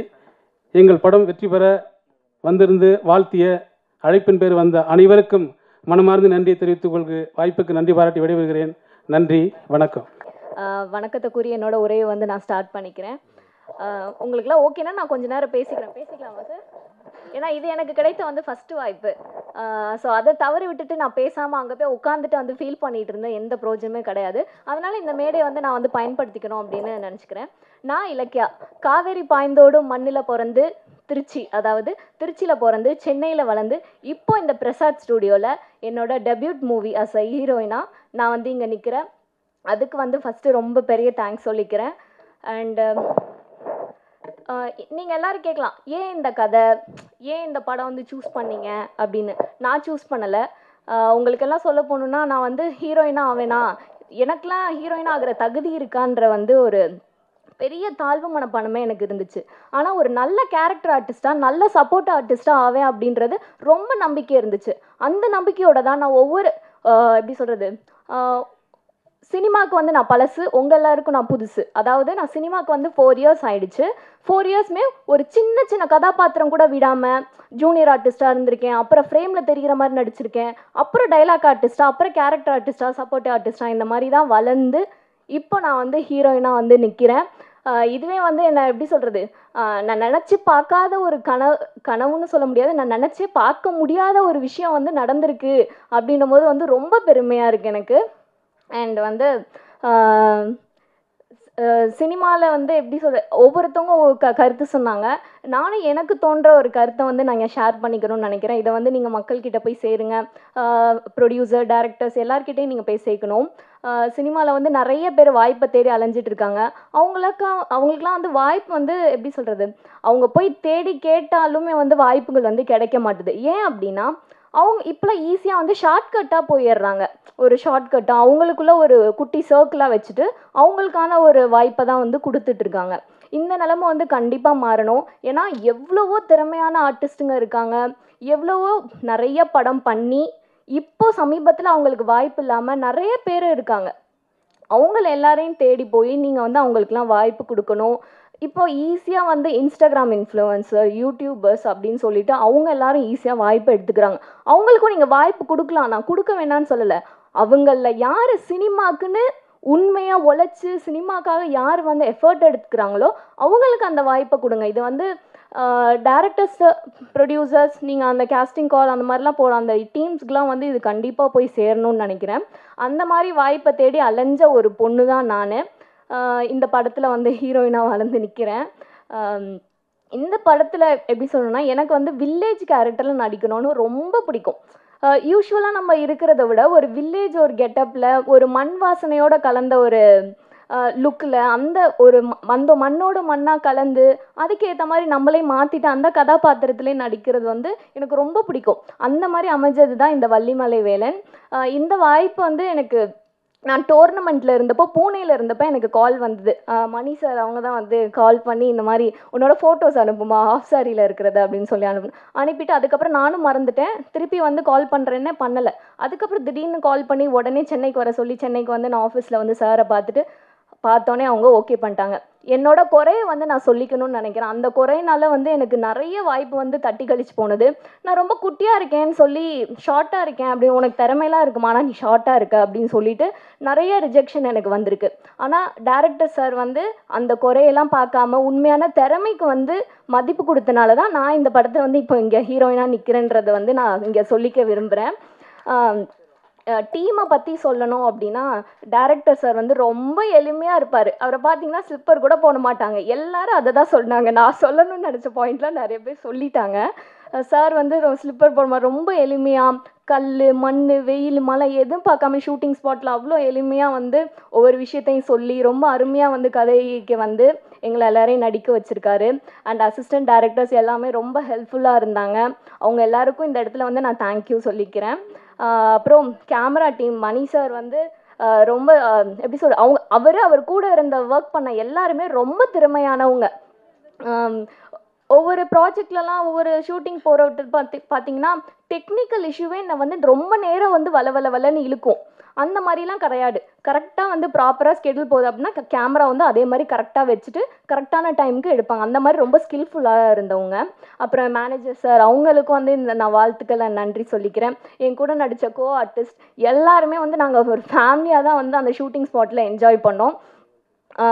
ஷூட்டிங் அந்த திரையில் மட்டும் கிடையாது, நாங்கள் சகஜமாகவே பழகி அந்த மாதிரி தான் இருந்தோம். திரையில் எப்படி வந்து ஃபேமிலியாக இருந்தோமோ அதே மாதிரி தான் ஆஃப் ஸ்க்ரீனில் இருந்தோம்னு நினைக்கிறேன். எல்லாரையும் அம்மா அண்ணா அப்பா அந்த மாதிரி தான் கூப்பிட்டு பழகினேன். அப்புறம் இப்போ வந்து முக்கியமாக எங்கள் ப்ரொடியூசர் அண்ட் ஹீரோ சாருக்கு வந்து நான் ரொம்ப தேங்க்ஸ் சொல்ல விரும்பிக்கிறேன். அவரை பார்த்தீங்கன்னா எப்படி சொல்கிறது, அவரை மாதிரி ஒரு இந்த காலத்தில் இப்படி ஒரு நல்ல உள்ளம் கொண்ட மனிதர் இருக்காங்க அப்படின்னா நம்ம ஹீரோ சார் தான், நாகரத்தினம் சார் தான் வந்து நான் சொல்லணும். ஏன்னா இந்த காலத்துலேயும் வந்து எனக்கு வந்து படத்தில் பார்க்குற மாதிரி இருந்துச்சு. அவர் காரில் கூட்டிகிட்டு போயிட்டு இருப்பாரு. ஊர் மக்கள்லாம் பார்த்து ஏஞ்சி நின்று வணக்கம் சொல்லுவாங்க, அவரை பார்த்து கொஞ்சுவாங்க. இதெல்லாம் வந்து நான் படத்தில் தான் பார்த்துருக்கேன். படத்தில் வந்து சொல்லி பண்ண வச்சுருப்பாங்க. இங்கே வந்து அவர் பண்ண செயல்களால் வந்து அவங்களாம் பண்ணாங்கன்னு நினைக்கிறேன். ஒரு தலைவனுக்கு வந்து ஒரு மக்கள் கொடுக்குற மரியாதை வந்து ஒன்று வந்து பயத்தினால இருக்கும், இன்னொன்று வந்து மரியாதைனால பாசத்தினால இருக்கும். அவங்க கொடுத்தது வந்து மரியாதையிலையும் பாசத்தினாலையும் வந்து நினைக்கிறேன். ஏன்னா அந்தளவுக்கு வந்து அவர் ஊர் மக்களுக்கு அவர் செஞ்சுருக்காரு. அவர் கூட நடித்தது வந்து எனக்கு ரொம்ப சந்தோஷமாக இருக்குது. அவர் கதையில் இந்த திறமையான டீம் கூட நான் ஒர்க் பண்ணதுக்கு வந்து நான் ரொம்ப சந்தோஷப்பட்டுக்கிறேன். அப்புறம் என்னோட காஸ்டியூம், திடீர்னு காஸ்டியூம் இல்லை பத்தலை அப்படின்னா டக்குன்னு பக்கத்தில் போய் கடையில் வாங்கிட்டு ஏதாவது ஒரு வீட்டில் வந்து டைலர் மிஷின் இருக்கான்னு கேட்டு அங்கே எனக்கு டக்குன்னு ஸ்டிச் பண்ணி கொடுத்துருவாரு. அப்புறம் என்னோட மேக்கப் ஆர்டிஸ்ட் அண்ணா, ஹேர் ஸ்டைலிஸ்ட் அண்ணா எல்லாருமே பர்ஃபெக்ட் டைமில் பர்ஃபெக்டாக எல்லாமே கரெக்டாக பண்ணிடுவாங்க. அப்புறம் ஃபுட்டு கொடுத்த ப்ரொடக்ஷன் அண்ணா, நான் இந்த இடத்துல யாருக்கு நன்றி சொல்லணுன்றதை நான் ப்ரிப்பேர் பண்ணிட்டு வரல, நான் சொல்கிறேன். ஏதாவது யாருக்காவது நன்றி சொல்ல மறந்துட்டேன் அப்படின்னா வந்து அறியாமல் செய்த தவறாக நினச்சி வந்து மன்னிச்சுக்கோங்க. ஓவராலாக அந்த டீமுக்கு வந்து நான் ரொம்ப நன்றி சொல்லிக்கிறேன். அப்போ முக்கியமான ஒரு விஷயம், அந்த ஊர் மக்களுக்கு ரொம்ப ரொம்ப ரொம்ப நன்றி சொல்லிக்கிறேன் சார். இங்கே பாதி பேர் வந்திருக்கீங்க, நீங்கள் எல்லாரும் போய் அவங்கவுங்க பக்கத்து வீட்டில் போய் சொல்லுங்கள், அந்த ஹீரோயினாக நடித்த பொண்ணு வந்து உங்களுக்கு எல்லாருக்கும் நன்றி சொன்னா அப்படின்ட்டு. ரொம்ப ஹெல்ப்ஃபுல்லாக இருந்தாங்க, ரொம்ப பாசமாக. அவங்க பண்ண கோஆப்ரேஷனால், அவங்க பண்ண ஒத்துழைப்புனால தான் அந்த படம் வந்து ரொம்ப அருமையாக எடுக்கப்பட்டுச்சு. ரொம்ப சப்போர்ட்டிவாக இருந்தாங்க, ரொம்ப பாசமாக இருந்தாங்க சார். உங்கள் ஊர் மக்கள் எல்லாருமே ரொம்ப பாசமாக இருந்தாங்க. வேறு என்ன சொல்லுவோம், எல்லாருக்கும் நன்றி சொல்லிட்டேன்னு நினைக்கிறேன். இருங்க கைத்தட்டாதீங்க, இன்னும் நான் படத்தை பற்றி சொல்லலை. எங்கள் படத்தை பற்றி நான் சொல்லி ஆகணும். எங்கள் படத்தில் வந்து என்ன ஒரு ஸ்பெஷாலிட்டி அப்படின்னா, எங்கள் படத்தில் வர பிளேசஸ், அதாவது இடங்களுக்காகவே மீண்டும் மீண்டும் நீங்கள் வந்து படத்தை பார்க்கணுன்னு தோணும். அந்தளவுக்கு ரசனை வாய்ந்த இடமா இருக்கும் இது. ரொம்ப ரசனை வாய்ந்த இடம் அது. ஸோ அதனால் இந்த படத்தில் வர பாடல்கள், படம் எல்லாமே வந்து ரொம்ப சூப்பராக இருக்கும். கண்டிப்பாக வந்து இதை வந்து நீங்கள் மக்கள்கிட்ட கொண்டு போகணும். பெரிய படங்கள் எப்படி வந்து மக்கள் பார்த்து நல்லா இருக்குது நல்லா இல்லைன்னு சொல்கிறாங்களோ, அதே மாதிரி சின்ன படங்களையும் மக்கள் பார்த்து சொல்லட்டும் அது நல்லா இருக்குது நல்லா இல்லை அப்படின்றத. அதை வந்து நம்மளாம் முன்னாடியே வந்து சொல்லணுன்ற அவசியம் இருக்காது, அவசியமும் இருக்கக்கூடாது. ஸோ வந்து படம் வந்து மக்கள்கிட்ட போய் நீங்கள் வந்து சேர்க்கணும். அதுக்கு வந்து மீடியாஸ் எல்லாமே நீங்கள் தான் வந்து சப்போர்ட் பண்ணணும் கண்டிப்பாக. நான் இந்த இடத்துல வந்து என்னோடய அம்மா அப்பாவுக்கு வந்து தேங்க்ஸ் சொல்லிக்கிறேன். அண்ட் என்னோட ஃப்ரெண்ட்ஸ் எனக்காக வந்திருக்காங்க. Love you and thank you so much. Cinema வந்து எனக்கு வந்து நல்ல ஃப்ரெண்ட்ஸை கொடுத்துருக்கு. இந்த வாய்ப்புக்கு நன்றி கூடி விடைபெறுகிறேன். நன்றி, வணக்கம். எதனால் பிரம்மான்னா ஒருத்தனோட தலையெழுத்தை மாற்றி எழுதுகிற உரிமை வந்து பிரம்மாவுக்கு மட்டும்தான் உண்டு. அதேமாரி ஒருத்தவனோட தலையெழுத்தை எழுதக்கூடியது பத்திரிகை மீடியாவுக்கு மட்டும்தான் உண்டு. அதனால தான் நாங்கள் அப்படி சொன்னேன். Vallimalai Velan, MNR pictures Vallimalai Velan. அதாவது என்னென்னா, எம்என்ஆரை வந்து எனக்கு வந்து என்னோடய நண்பர் பழனின்னு ஒருத்தர் அறிமுகப்படுத்தி வச்சார். அப்படி சின்ன சின்ன கேரக்டர் பண்ணிட்டு இருந்தார். ஒவ்வொரு இடங்கள் போக்குள்ள ஒரு பட்ட அவமானங்களுக்கு அப்புறம் என்னை கூப்பிட்டார். ஐயா, எங்கெங்கே இந்த மாதிரி பிரச்சனையாக இருக்குது, என்ன பண்ணலாம் நான் அப்படின்னாரு. அவருக்காக ரெடி பண்ணப்பட்டது தான் இந்த வள்ளிமலை வேலன். என்ன, ஒரு ஊரில் நடந்த உண்மை சம்பவங்களை பேஸ் பண்ணி அவரை மனதில் வச்சு இந்த படம் எடுத்தோம். நான் கூப்பிட்டதுக்கு எல்லோரும் ஒத்துழைப்பு கொடுத்த அனைத்து இயக்குநர்கள், என்னோடய குருநாதர் செல்வா சார், அப்புறம் செந்தூரன் சார், என்னோடய தயாரிப்பாளர் எம் நாகரத்னம், வந்திருக்கேன் எல்லாருக்கும். ஏன்னா யாராச்சும் விட்டுருந்துச்சுன்னா மன்னிச்சிங்க. ஏன்னா வந்து நேரம் கருதி என்ன காலம்பரம் அவங்க 1 hour இழுத்ததுனால இங்கே வந்து பின்னாடி வந்து தள்ளிக்கிட்டு இருக்காங்க. அதனால் எல்லாரோட முகம் சொல்லிக்க வேணாம். வந்தவங்க எல்லாருக்கும் நன்றி. யாராச்சும் விட்டுருந்துச்சுன்னா மன்னிச்சிங்க. ஏன்னா ஒவ்வொருத்தவங்களும் கூப்பிட்டு சொல்கிறதுக்கான இல்லை. ஏன்னா இதில் நிறைய பேர் வேலை செஞ்சுருக்காங்க. என்னோட கேமராமேன் மணிகண்டன் என்னோட நண்பர், அப்புறம் இடிமின்னல் எங்கள் ஃபைட் மாஸ்டர், அவர் எல்லாருமே என்னோட நண்பர்கள் தான். அப்புறம் editor Nagaraj, music director Aldrin எல்லாரும், அப்புறம் கவிஞர் சி புண்ணியா. ஏதாச்சும் விட்டுருந்துச்சுன்னா ஏன்னா நேரம் கருதி மன்னித்துக்கொள்ளவும் என் உரையை முடித்துக் கொள்கிறேன். நன்றி. மாப்பிள்ளைக்கு ஒன்று சொல்லணும். கலையாத கல்வியும் குறையாத வயதும் ஒரு கபடு வாராத நட்பும் கன்றாத வளமையும் குன்றாத இளமையும் கழுப்பிணி இல்லாத உடலும் சலியாத மனமும் அன்பகலாத துணையும் தவறாத சந்தானமும் தாழாத கீர்த்தியும் மாறாத வார்த்தையும் தடைகள் வாராத கொடையும் தொலையாத நிதியமும் கோணாத கோடும் ஒரு துன்பம் இல்லாத வாழ்வும் துய்யனின் பாதத்தில் அன்பும் எல்லாமே என் மாப்பிள்ளைக்கு, எங்கள் மோகன் சாருக்கு, ஆல்ரின் சாருக்கு, எல்லாரும் மணிகண்டன் சாருக்கு எல்லாருக்கும் கிடைக்கணும். அண்ட் இலக்கியா உட்பட எங்கள் டீமுக்கு எல்லாருக்கும், நம்ம எல்லாருக்கும் கிடைக்கணும்னு எல்லாம் வல்ல இயற்கையை வேண்டுகிறேன். அண்டு இதில் முக்கியமான விஷயம் என்னென்னா, நீங்கள் தான் எப்படி கேசட் விளையாட்டு விழானா வந்து ஒரு இசையமைப்பாளர் ஹீரோவோ, எந்த விழானாலும் என் அருமை பத்திரிகை நண்பர்கள் தான் ஹீரோ. ஏன்னா வந்து ஒரு நல்ல விஷயத்தை நல்ல விதமாக கொண்டு போய் சேர்க்கறதும் சரி, தப்பாக கொண்டு போய் சேர்க்கறதும் சரி உங்கள் கையில் தான் இருக்குது. அதனால் நல்ல எங்களுக்கு நிறைய ப்ரொமோஷன் கொடுங்க, மக்கள்கிட்ட எங்களை கொண்டு போய் நல்லபடியாக சேருங்க, எங்கள் சக்ஸஸ்க்கு ஹெல்ப் பண்ணுங்கள். Thank you very much. தேங்க்யூ.